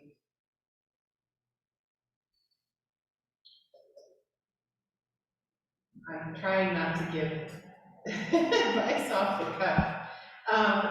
And I apologize, I don't mean No. I don't need to make it Yeah. definitive to say, well, our attorney said, that's not what I'm looking for right now, but I'm thinking Right. procedurally, how do we move through this? Yeah, and let me go back and take a look at how we could best do this. I think because we have this 30-day time frame in which we're gonna have to act on the ones that. And that's a concern, yeah. I think that taking them on a case-by-case basis initially is the best way to go. Moving through them within the time frame of the ordinance as it currently exists. And then that'll give us a little bit more time to come up with either proposal for changing something, or it's determined that we can, the board can adopt a policy or a rule that would interpret the ordinance. And I don't know what authority the board, unless it's in the ordinance, we don't have authority to establish specific policy or rule that changes the ordinance on one hand. On one hand, but I think if we're trying to help with the staff's interpretation of an application as it comes in, I mean, I want to do that, but I want to do it in a very clean way, clean as possible. You get what I'm after there, so, yeah. Certainly, Chairman, and for me, I'm a hydrologist, not a lawyer. But this seems a little bit more like an administrative rule where there's a clarification about law. So where you've got perhaps, to draw a parallel to other departments and how they operate, they have a statute which is akin to the ordinance, and then maybe there's a little additional clarification and interpretation within the binding overarching principles of the ordinance. We certainly didn't immediately identify anything that was and would not ever make a recommendation that we determined looked like an obvious overreach as far as the ordinance is concerned. So if that helps any, that said, you're talking about a hydrologist, not a lawyer. But I think the board, and Melissa, you can understand, I think Teresa and Georgia are right, but I think as we start to take, even if we said today, gee, we agree with your interpretation, let's just agree to that, so then that's 1 inch. And then another application comes in, so then we're talking maybe 2 inches, so take an inch, give them, give an inch, take a mile kind of thing. I don't want it to creep into something that says, well, it starts off with just a small house, small place behind the house in the backyard. It ends up being a 5-bedroom house with, 3 bathrooms and a bedroom. I just would think we just want to be careful and delineate it right up front. That's all. Chairman, board members, certainly that is why we wanted to bring this forward and make sure that we were not accidentally, incrementally changing the board's will. And so we want to make sure that whatever our recommendations are lockstep with the board's desires. So procedurally, it sounds like one way to approach this is to take it one case by case and look at the recommendations and then make those decisions case by case until we get something in writing, we can prove it as guidance for the staff. Does that sound fair? Any comments on that? Yeah, I think that's probably the way to handle it. Now, I guess I would suggest hopefully we can develop, if we get something in writing, we can make it a policy for the staff to use so they can process these things without having to come here every time. Correct. Yeah, and that's my thinking. That we standardize it, but be clear. So yeah, Ken? No comments? Georgia? I agree. Teresa?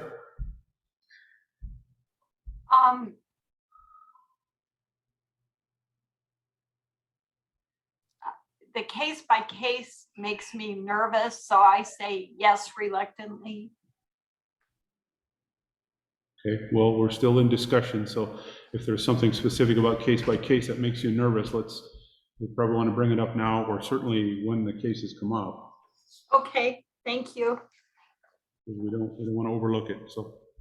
All right, is there anything else you need on that right now, Ethan? I mean, If you will, I'll restate what I think my next steps would be, which is to take applications that had this specific aspect included in the application and bring them before the board, highlighting that this is a case-by-case situation. And then, so here's one that has an ADU. Here's another one that has an ADU. And we can offer the specifics that we know about the particular ADU, and then the board will make a decision at that time. That will be case by case. and then in the meantime, we'll try to develop the written guidance so that we can say that this is what the board approves. And I'll characterize it that way as written guidance. Is that fair? Okay. And then please, Melissa, I guess it's my request that you take a look at it from that sort of policymaking ordinance standpoint, make sure that we're doing it in a way that is, one, appropriate, but two, if it needs to go beyond that we formulate this as a recommendation to the state and tribe to consider changing language if we need to, so down the road. All right. What about the outbuilding, though? Are we going to talk about the outbuilding? That's next. Outbuilding, that was the next item. For the outbuildings, I don't have much to offer other than we do expect, if they're not already in this batch, to have the same issue for shops and outbuildings that are associated with the residents. That would really only come under consideration if they were detached, because that would be a manifold situation as opposed to an attached garage.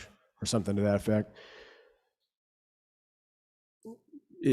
To us, it's pretty similar, perhaps less water use, although who knows, with the washing of cars and such, that may be something that an outbuilding has a water use associated with it. I can't predict all of the water uses associated with an outbuilding, but that would be one of the ones that I would think of that might be particularly consumptive. It's the same issue as the ADU. However, we just gotta get some guidance on that.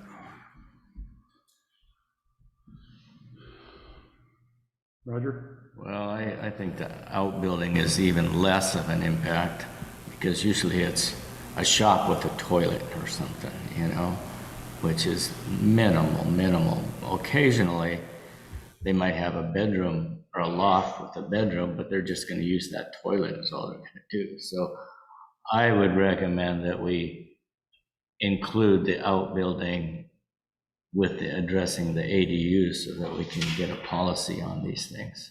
Okay, so as they come, we'll take the same approach, case by case as needed, until we get a written policy in place. Is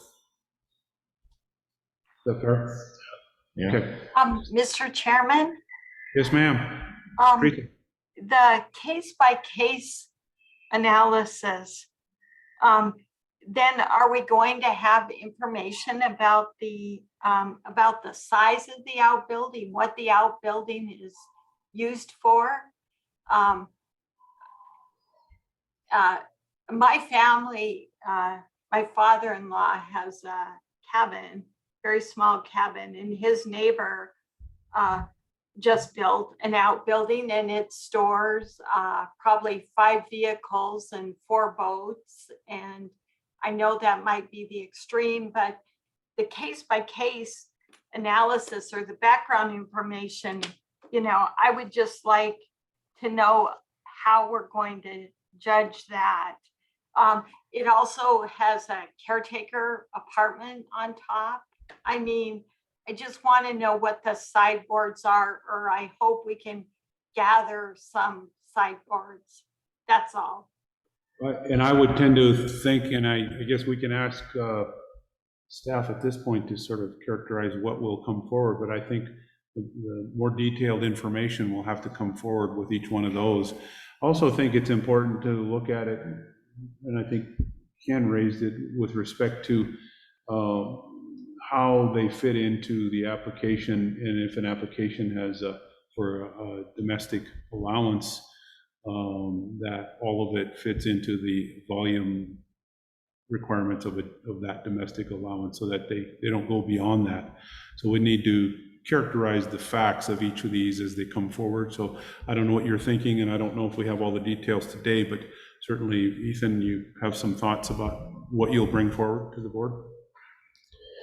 Mr. Chairman, board members, I will offer that we are somewhat limited by the form and the information that we solicit on the form.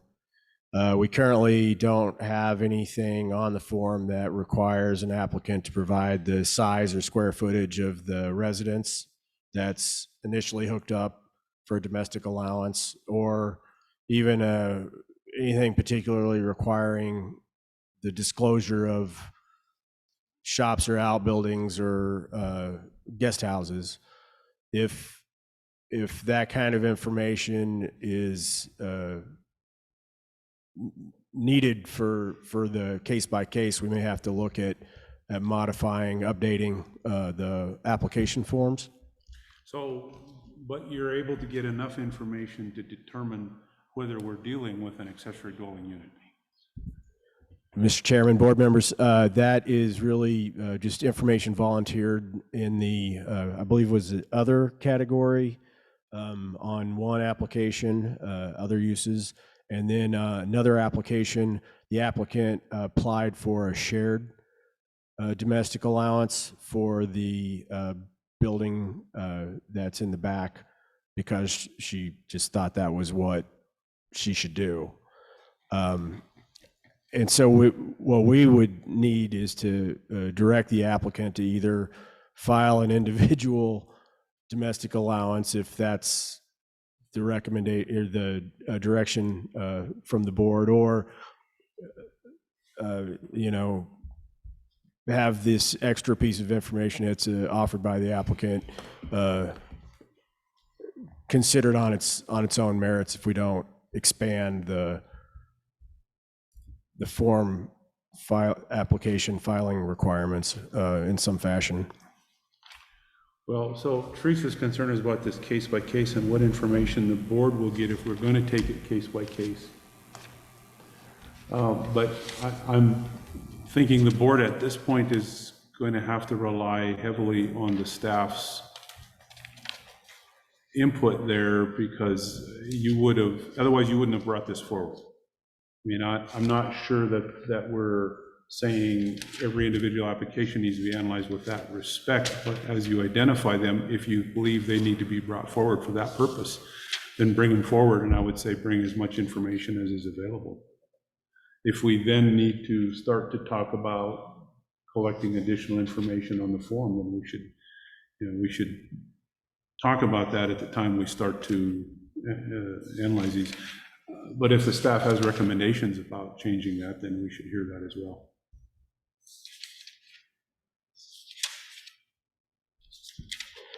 Mr. Chairman, board members, I think that the form as it is right now is generally adequate. The question will remain as the board develops its thinking about ADUs and outbuildings and so forth. If there is a desire to have more detailed information, surface area wise or square footage or other types of aspects, we can certainly add that to a form. In the meantime, I do try to get us to remember that the irrigation component is limited regardless of additional ADU, additional outbuilding to 7/10 of an acre. The overall annual volume is limited to 2.4 acre feet of the total diverted amount. And so when an applicant signs the application, they are agreeing to those annual diverted amounts and the irrigated maximum amount. The most common thing that we would see if there was a diversion from following those rules would be a yard size that was bigger than 7/10, which you'd eventually be able to see on an air photo.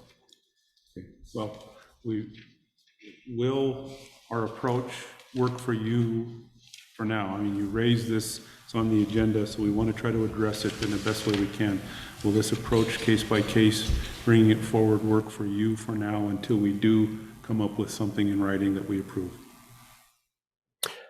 Mr. Chairman, board members, I believe we can work with this. I don't want to speak on behalf of Seth Makepeace, but he may have some additional thoughts about this, but and we'll certainly try to proceed, and it may be a little stumbly at first, but we'll offer what we can, and we'll let the board have a chance. We will definitely isolate these ones that have the guest houses or the outbuildings, bring them up, explain what information we do have, and then let the board contemplate that summary.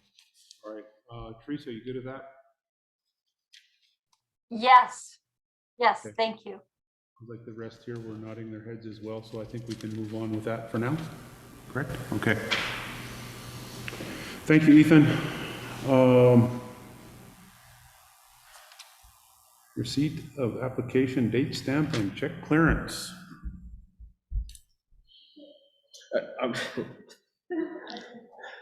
Mr. Chairman, board members, I'll speak on behalf of Anna. She'll smack me if I get something wrong here.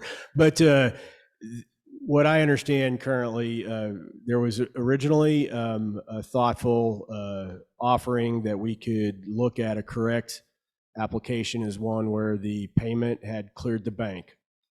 and that complete, excuse me, I said correct, misspoke. A complete application would be one where the fee for the application had cleared through the banking cycle, and that's when the 30-day application processing fee would start.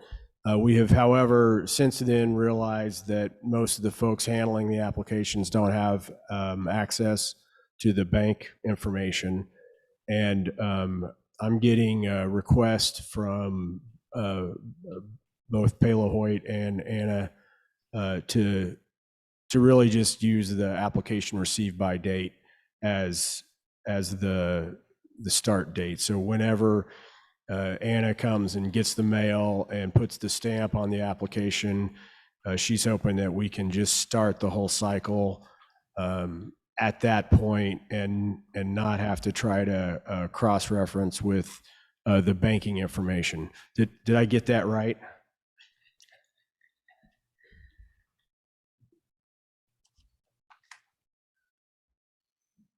Melissa, do you have any other comments on this? Because you and I talked about getting you access to the bank account information to be able to monitor check clearing. I did make that request to them to help us with that, the bank, twice. I've yet to hear from them, so I would need to follow up on that if that's what we need, but I just wanted to ask. Yeah, even if we do have like the access to the bank records right away, it's going to take some time in that when the, I forget the owl doesn't pick it up. Because we don't deposit checks every day, so it doesn't necessarily coincide with when an application is received. That check goes into the bank that day, and then we have to wait till it clears for that time frame to start running. There's a significant delay there that I think doesn't need to be there. If we can eliminate the whole having to have the payment clear first before you can act on an application, we get rid of that potential delay. So, and we don't have this problem of, you've made the request to the bank for getting the access. We have yet to get the access. It's going to be time consuming for somebody to sit there and check that every day to see what payments have cleared every day too. Yeah, so where does that come from, that language come from, the check clearing? Is that in the ordinance? No, it is not in the ordinance. It was added to the application as a way to try to get additional time. So we could change that, we could agree to that, just change that. We don't have to worry about it being an ordinance requirement. So we established that when we approved the application, so, okay. Right. And even using today as an example, we have 4 applications that are ready for the board to act on. We received the check when we received the application, which would have been June 1st or June 2nd, depending on when those checks got deposited Monday. They probably have not totally cleared yet today. So the checks are either going to clear or they're not. I suspect they're mostly going to clear, but so the request is to change the application form. I think technically we're talking about changing the form by dropping the requirement that the checks clear before 30 days start, that 30 days start upon the receipt of application date stamp. Correct. Okay, so that's the request. Comments by the board? Makes sense. Mr. Chairman, I think it clears things up. Okay.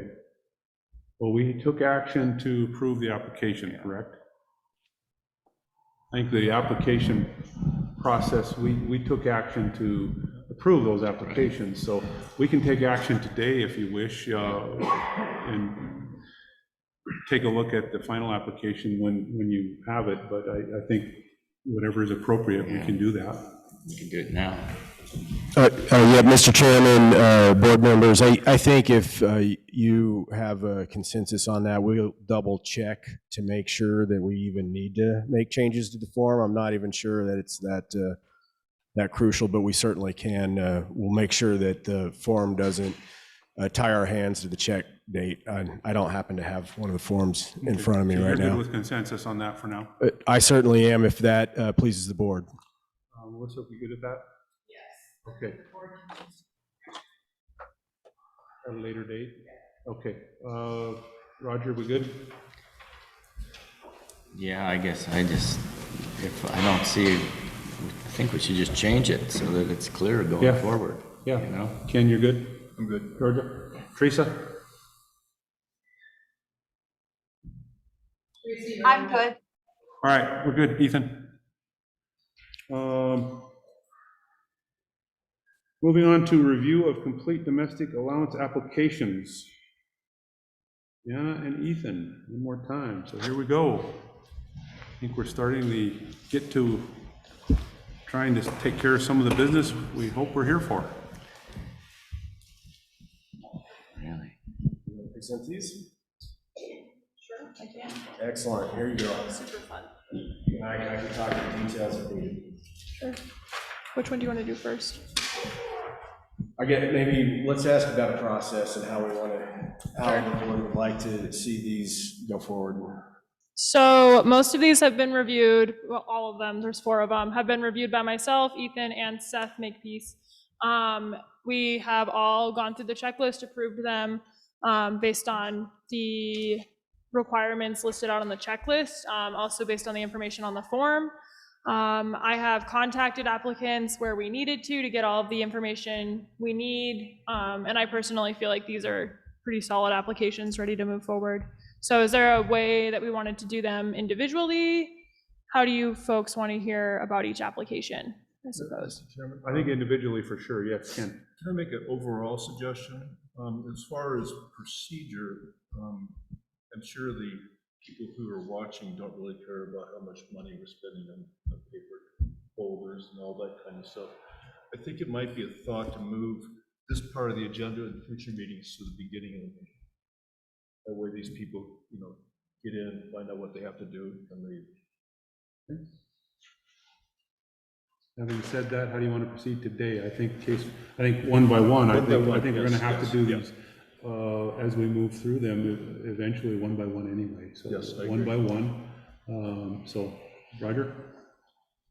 I guess other boards that I've been involved with where we have a similar situation like this, the staff makes the recommendation and it's a package, and it's then we just ratify what they have reviewed as a complete package. In the future, we get 20, 30, 40 of these things. I can't see where we can review every one individually. And I think that that's if why we're we have talking, staff. yeah, and if we're talking domestic allowance, and I think that makes a lot of sense when we're talking procedurally, the domestic allowance that we're allowing right now and even into the future makes a lot of sense. But having to deal with them case by case if there are difficult files, and I think we probably would have to, if we have the ADU ones in this, difficult then I ones think are we could discuss those contested individually, files. but otherwise, I think we can just approve them as a package. They've been reviewed by both entities and they're solid, so let's give them their permits. Okay. Mr. Chairman, I agree with what Roger's saying, but I'm concerned about how do you handle the ones where the staff is uncomfortable approving it? Well, then we review those individually for now, until we get a policy. All right, so given the 4 that we have in front of us right now, is the staff ready to recommend that the board approve them? Yes, we're ready to recommend each of them. And on the forms in front of you, you can see what the uses requested are. They're all individual wells. There's no shared wells in these 4. And I would only, we may get large packages in the future. While we just have a few, we might want to at least make sure we list the names in your motion. So it's Okay. clear. I think. Roger? Okay, so I'll make a motion that we approve the domestic applications per June 9, 2022 for Wesley, Stevens, Van Dyken, and Ostermeyer. Motion to approve these first applications. Second by Georgia. All in favor, Roger? Yes. Ken? Yes. Georgia? Yes. Teresa? Yes. And I'm a yes. We did it. You're in here, First John. ones. All right. Mr. Chairman, board members, appreciate the attention to this. We do need somebody to both sign and witness the application forms. So if maybe perhaps after the meeting, if you could pick two folks to go through, or split them up as you so desire. I can do it if somebody will join me. So glad to this. Yep. Two people. All right. Ethan, what if is it question? Is it required by the chairman, or can any board member sign? Is it? I'm just looking forward. The specific language that we have on the form is a witnessing board member and authorizing board member. So. Any two board members. Two board members, exactly. And then based on our agenda, though, I want to make it real clear that my error here, we skipped the public comment portion before we took action. We took action, but I'll take public comments on this now, should you choose to change anything. But so we'll hit pause here right now. Any public comments? Anybody in the audience here on the applications that we just took action? Please give us your name and your comment. John Wesley, and I just want to thank Anna for all her help. She was instrumental in us getting our forms correct. So thank you, Anna. Very good, very good. Any other public comments here? Yes, give us your name and your comment, please. My name's Dave Bick, and I'm wondering, is this public comment for the ADU discussion or just the applications? Application processes, applications that we just applications only, then thank you very much for processing those and getting those done. Thank you. Thank you. All right, anybody online have any comments?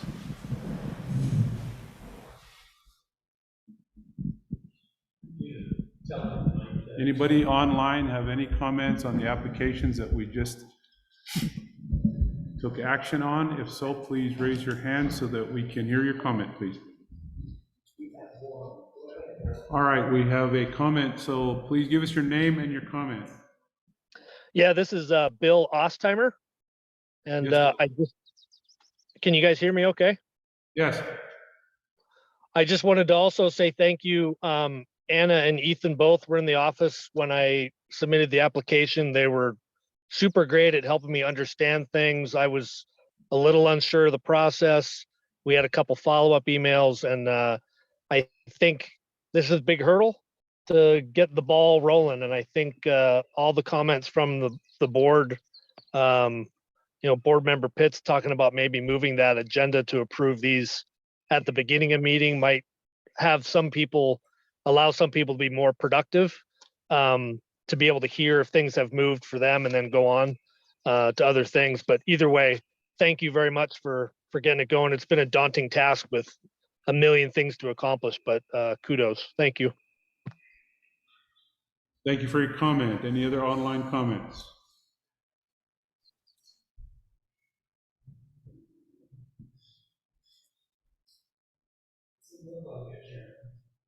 Okay, we'll have additional comment period at the end, so we'll go ahead and move on. Let me double check my notes here, make sure I didn't miss anything again. Okay, we are at next steps. So I think we're home. Our next meeting's here. I think we have to go anywhere else. I appreciate the state bringing all of your equipment to help us. I think at some point the board will have to look at, we're getting our own equipment, eventually getting things set up so that it's more permanent. So this is our office location, and so we'll be meeting in the future. So appreciate that. All the work everyone did to help get this set up. So do we want to meet in 2 weeks?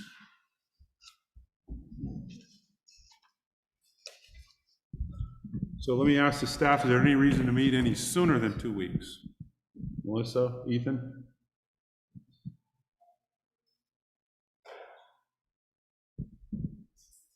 After a little confab, we do not think that there's any reason to meet sooner than the 23rd. Is that 2 weeks from now? 2 weeks will be the 23rd, so board members, are you good with the 23rd?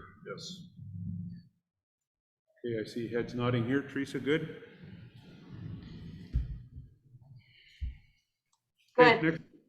next meeting will be on the 23rd, June 23rd. It'll be here at 2 o'clock. And we will attempt to put, Melissa, I guess that's a good comment, any application approvals we have early on in the agenda process, which would be helpful for the applicants who may want to see that. So, all right, appreciate that. So one more time, any final public comments from anybody in the audience? Thank you very much. My name is Dwayne Smith. I was at the last meeting about a boundary line adjustment. So currently, obviously, you guys are working on well issues and a 30-day grace period on that. I've been on this boundary line adjustment since last September, and it's something that I don't think the compact board has been notified because Lake County sat on 30 applications until recently. And last week, we finally got Lake County to approve the boundary line adjustment that we were requesting.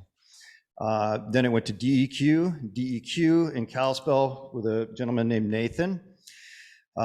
Says he will sign and approve our boundary line adjustment, but he is waiting on the compact board's approval, letter of approval, yada, yada, yada. Everybody continues, it's Lake County, DEQ, DNRC, they all focus on the fact that the compact board has to approve it or approve these type of applications. So currently, like I said, I've been pushing this because I've got a deadline of the 21st of this month on a buy-sell agreement on my mother's estate property.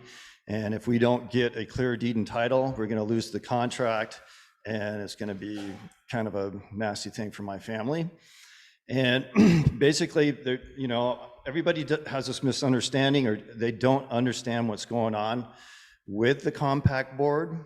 Lake County continues to say, well, we need someone to talk to, we need someone to answer these questions or to sign off on it. DEQ does it, and DNRC. Currently, if we could get the compact board to say that our case number 22-1531 would be approved by the compact board, we could be done with our boundary line adjustment. It's a simple fence is all we're moving. We're just changing, it's a 40-acre parcel. We're changing from 20 1/4 acres and 19.75 acres to 21 3/4 acres and 18 1/4 acres. And we're not drilling a well, we're not reapplying for water rights, zero of that. It's a simple boundary line adjustment, basically resurveying it, changing the fence line, and it's been since September. And like I said, Lake County has sat on it forever because of, you know, pretty much blaming all entities blame it on the compact board, but all of them do not seem to work with you guys. And I mean, I want it to be brought up that, you know, you guys obviously are willing to work with people. It's just that they have to, you know, find some way to communicate with you guys, I hope. And I'm in desperation here. I mean, all I need, from what I understand, is I need a letter from you folks that says it's okay for our boundary line adjustment. And then it's approved, and I can go on. And yeah, sir, I'm gonna hit pause here. We normally just take comments and don't respond, but I'm gonna hit pause, so unless you have further comment, I'm gonna try to address some of this. Okay. Okay, are you finished? Well, I guess I pretty much said all I can say. I mean, basically, the ball's in your court. Well, we'll see. I think this board deals with water permit applications.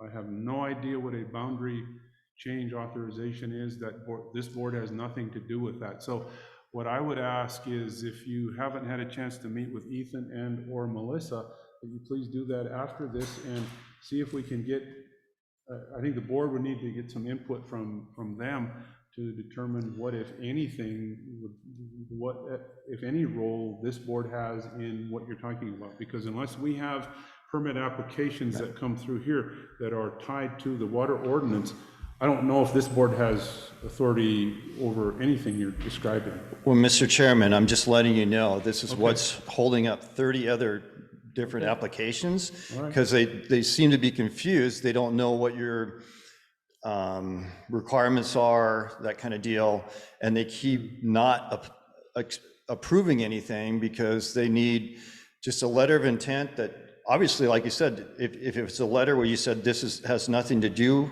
with the Water Compact Board, that would probably solve the issue. Well, yeah, appreciate your comment, but I think we're going to probably have, we're going to need to have staff take a look at this and make a recommendation to this board. So, Roger?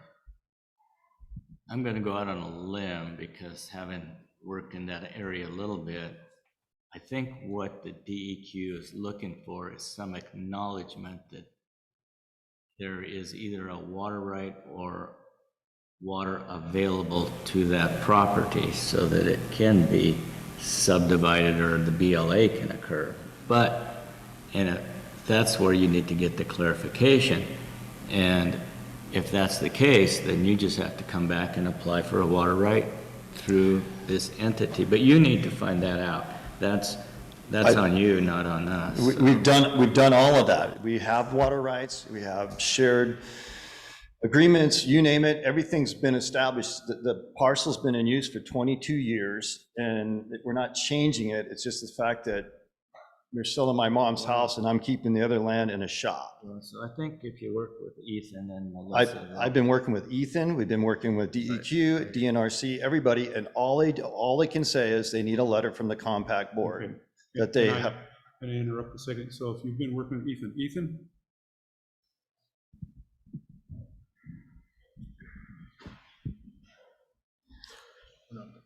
Mr. Chairman, board members, I have been trying to learn about this particular predicament, and it does tie to DEQ's Subdivision Act. And in the DEQ Subdivision Act,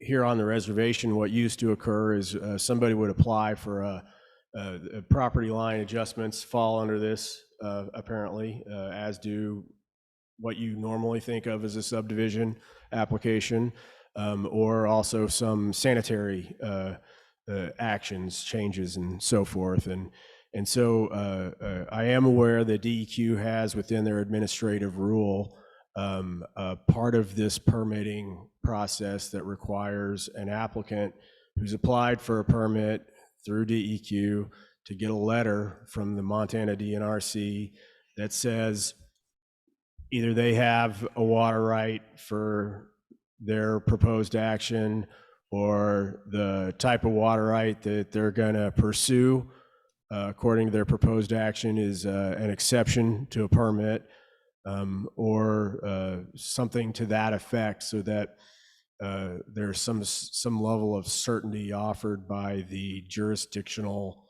water right authority that the subdivision or other change has met that state water right standard. So we had a change in jurisdiction with water rights on the reservation, and I believe that that is the gist of it. What we've been doing is trying to learn about it so we could frame the issue for the board in a memo or something to that effect, and then let the board decide what to do with that. It is ultimately a DEQ permitting issue, however. Okay. Mr. Chairman? Yes, So Ken?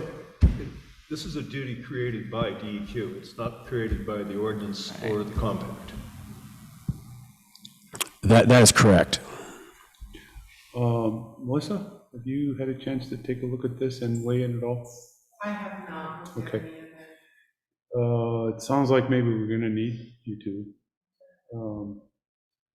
and recommend something to the board. I mean, I don't know what other advice we can give to individuals who are having this, are in this dilemma. I think Roger, made a comment. I think that's possibly right, but we probably need to have a more formal definition of what our steps are, if any, what our role is, if any, in this.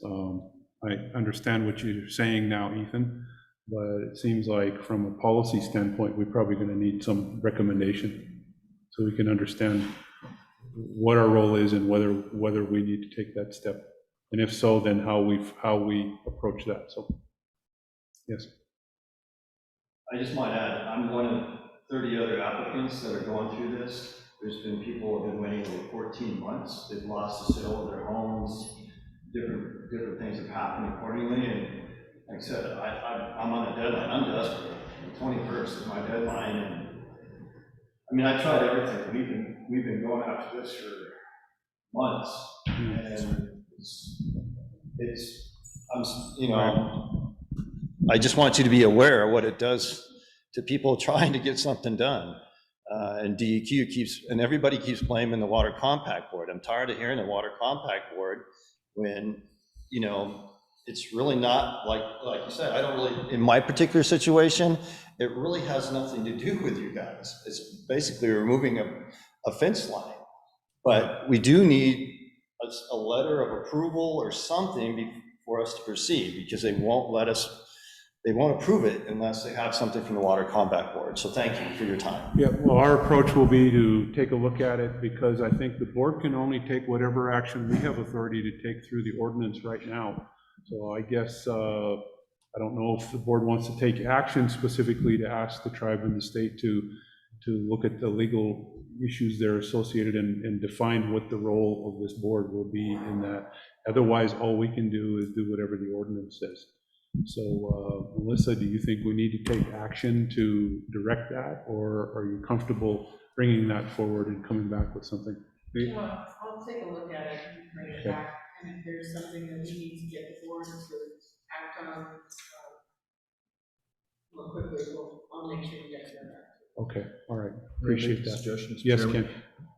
Could Melissa kind of focus just on this one specific requirement for the DEQ and not a general look at the board's authority on other matters? Okay.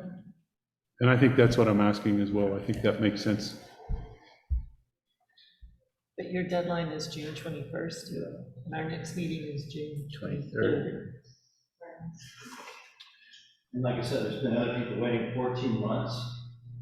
This is not the only thing you're going to see. This is going to be, you're going to have 30 more of them coming your way. And mine's the simplest. The rest of them are subdivisions where they are applying for water and all that kind of stuff and different things. So you have a 30-day period for wells. What about subdivisions and all that kind of stuff? You don't have a policy at this point for that, if I understand correctly. So if you do have an application and something, anybody's trying to get something done, I mean, you can't wait 14 months to even get a response, for gosh. I mean, it's been a lot of fun, I can tell you that. Yeah. Well, we need to define what our procedure is going to be, if it's going to be tied to that at all. I just don't know. I mean, all we can do is follow what the ordinance says. I appreciate it as soon as you could. I really do. So let me think this through just a bit more for the board and Melissa. If you want to authorize the chair to sign something, should it be, in the meantime, should it be determined that we should send something out? Do you want to pre-authorize that? If Melissa comes back and says, yes, let's do this. Otherwise, we won't see anything until the next meeting, which I'm comfortable with, but I don't know what there will be that will come out of this, but it's just a question. And Melissa, what do you think about that?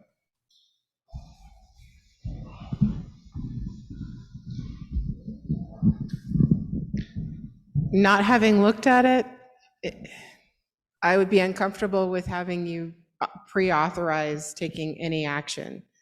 I just think I need to look at it. We need to determine what the board should discuss about it. and what the recommendation of the state and the tribe is going to be. So I would be cautious in doing that simply because I just don't, I have not had a chance to look at it or dive into what the specific issue is. And I think that's fair from a policy standpoint as well. So is there a mechanism that we can follow? Should something come out of this in the before our next meeting, do we have the ability to poll the board and get board approval for something if we need it? We talked on Tuesday, the tech team talked on Tuesday about approaching the board generally. Given the volume of the number of applications that we're receiving too, it may be, the board should consider having and holding a time every week to have a meeting when we could bring things forward. And maybe if we did a meeting every week, the meeting would only be an hour as opposed to every, being 2.5 to 3 hours. Maybe we could, help to speed things up. And what we could do is every other week do only Zoom. So we could have just Zoom meetings for the board so that you wouldn't have to travel. We wouldn't have to have, all of this set up. Joel wouldn't have to travel here. So that, I guess that would be one of my recommendations, is if the board could hold a certain time every week in the weeks between when you physically meet in person, to do Zoom meetings so that we could look at specific things like what Mr. Smith is bringing up, or in the alternative, if we get 50 applications next week, we may want to start pushing through, 10 applications a week so that we're not backed up on the 30th of the month with 100 applications for you to approve. Okay, we can revisit when we meet again. So the suggestion is that we alternate, we have weekly meetings, every other meeting being a Zoom meeting. So this would be potentially a Zoom meeting on the 16th, in-face meeting on the 23rd, and a Zoom meeting on the 30th.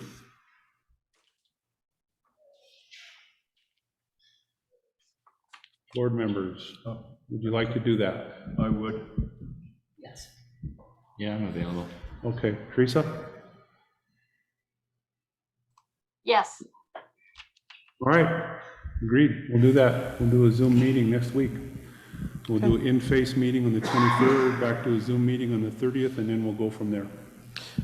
So just for clarification for the board and the public, I just want to make sure that what has been our past practice is to come up with a draft agenda for board items and publish that the Tuesday before the Thursday meeting.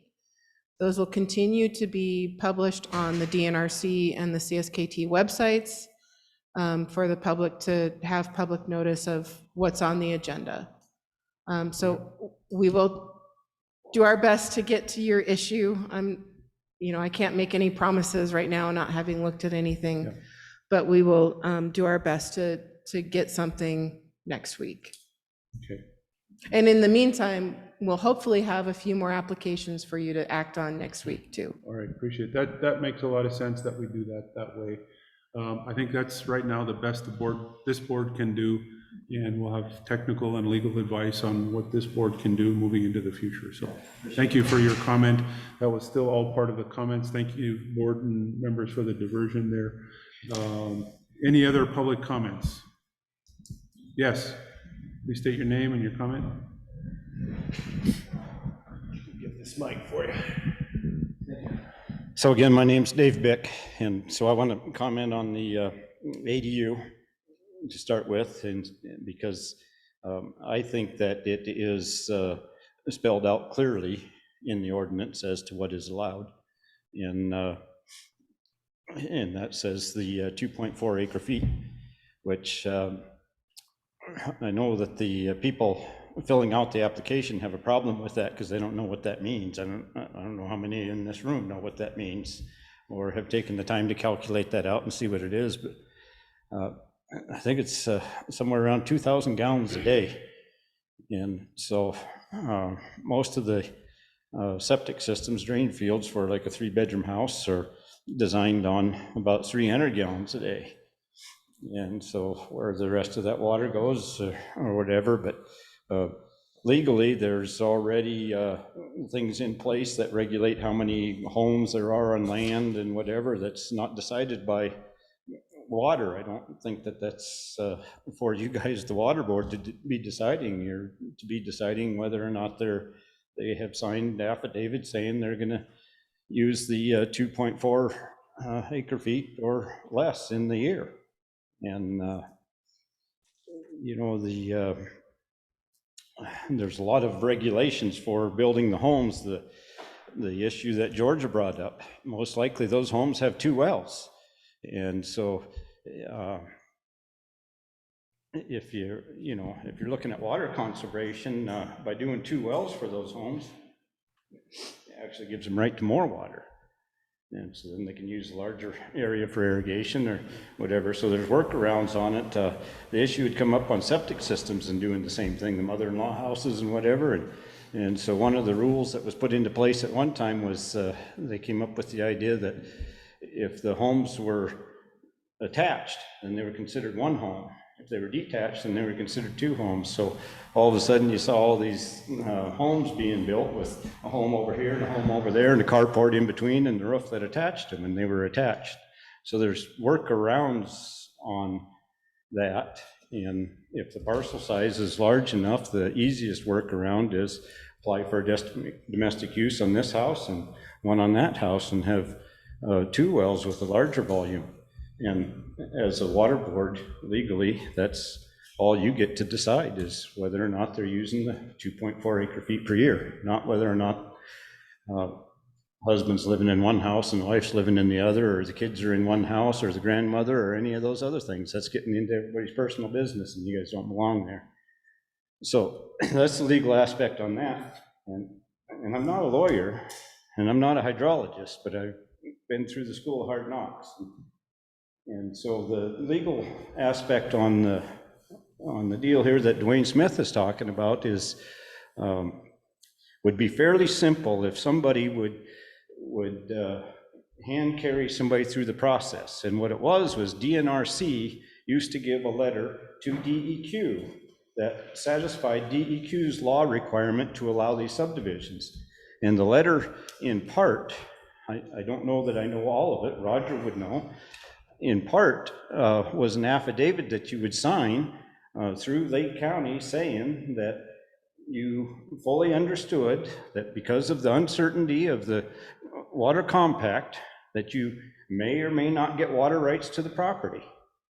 It didn't say you would, it didn't say you wouldn't. It was a generic letter that DEQ accepted as meeting the law that they're being held up by now currently with, for some reason, DNRC has decided that it's no longer in their authority to submit that exact letter. And so if this water board could submit a letter of similar nature, such as something that's very truthful, like if this land division is done, the new owner can apply for domestic use. And if they stay within the parameters of the allowed domestic use, then they will be granted the domestic use. Is that not true? Wouldn't that be true? If what they applied for was within the parameters of the domestic use, would they be allowed the domestic use? I think I understand what you're asking, yeah. But I think we're not going to answer that. Okay, well, that's pretty obvious, but anyway, so I believe that's the way it is. It's there on the paper, and I believe if we had to go to court, and I'd probably want Melissa as my lawyer, but probably wouldn't work because she's already working for you, but I believe that's true. It's on the paper that this is what is allowed by this water board. And you sign affidavit on the back of it, you say, that's all I'm asking for. And if that letter could go to DEQ saying there is a process for these people to apply for domestic uses on this property, it would pass just like the DNRC letter that says we can't guarantee that you're going to have any water right. it would be more upstanding than what DNRC used to submit and will no longer submit, and that's what's holding up DEQ. All right. Thank you for your comments. All right. Any audience with a comment? Anybody online?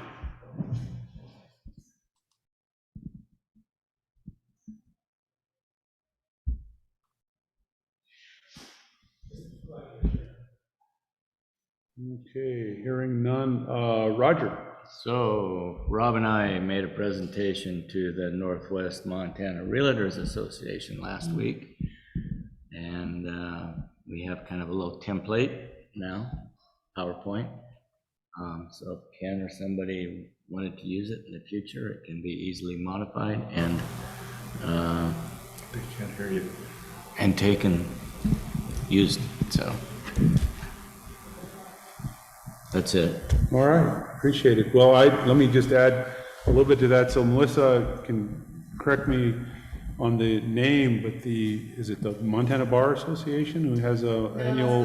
The seminar group. The seminar group has an annual water conference in Helena in October for state lawyers. Is that correct? And they've invited, I got the letter inviting me to speak at that. Sent it to Melissa. It sounds like it's something that would be good to do. I think that would be appropriate.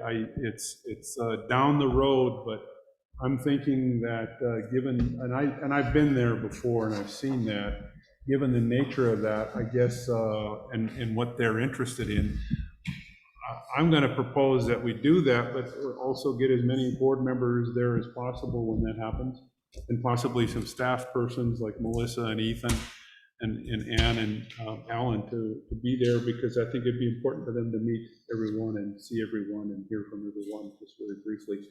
But that's my thought. So come October, as we start approaching October, we'll plan for that, but that's coming up in October. So. Hearing no other comments, we will adjourn this meeting for the day. Thank you all. And then I need at least one other board member to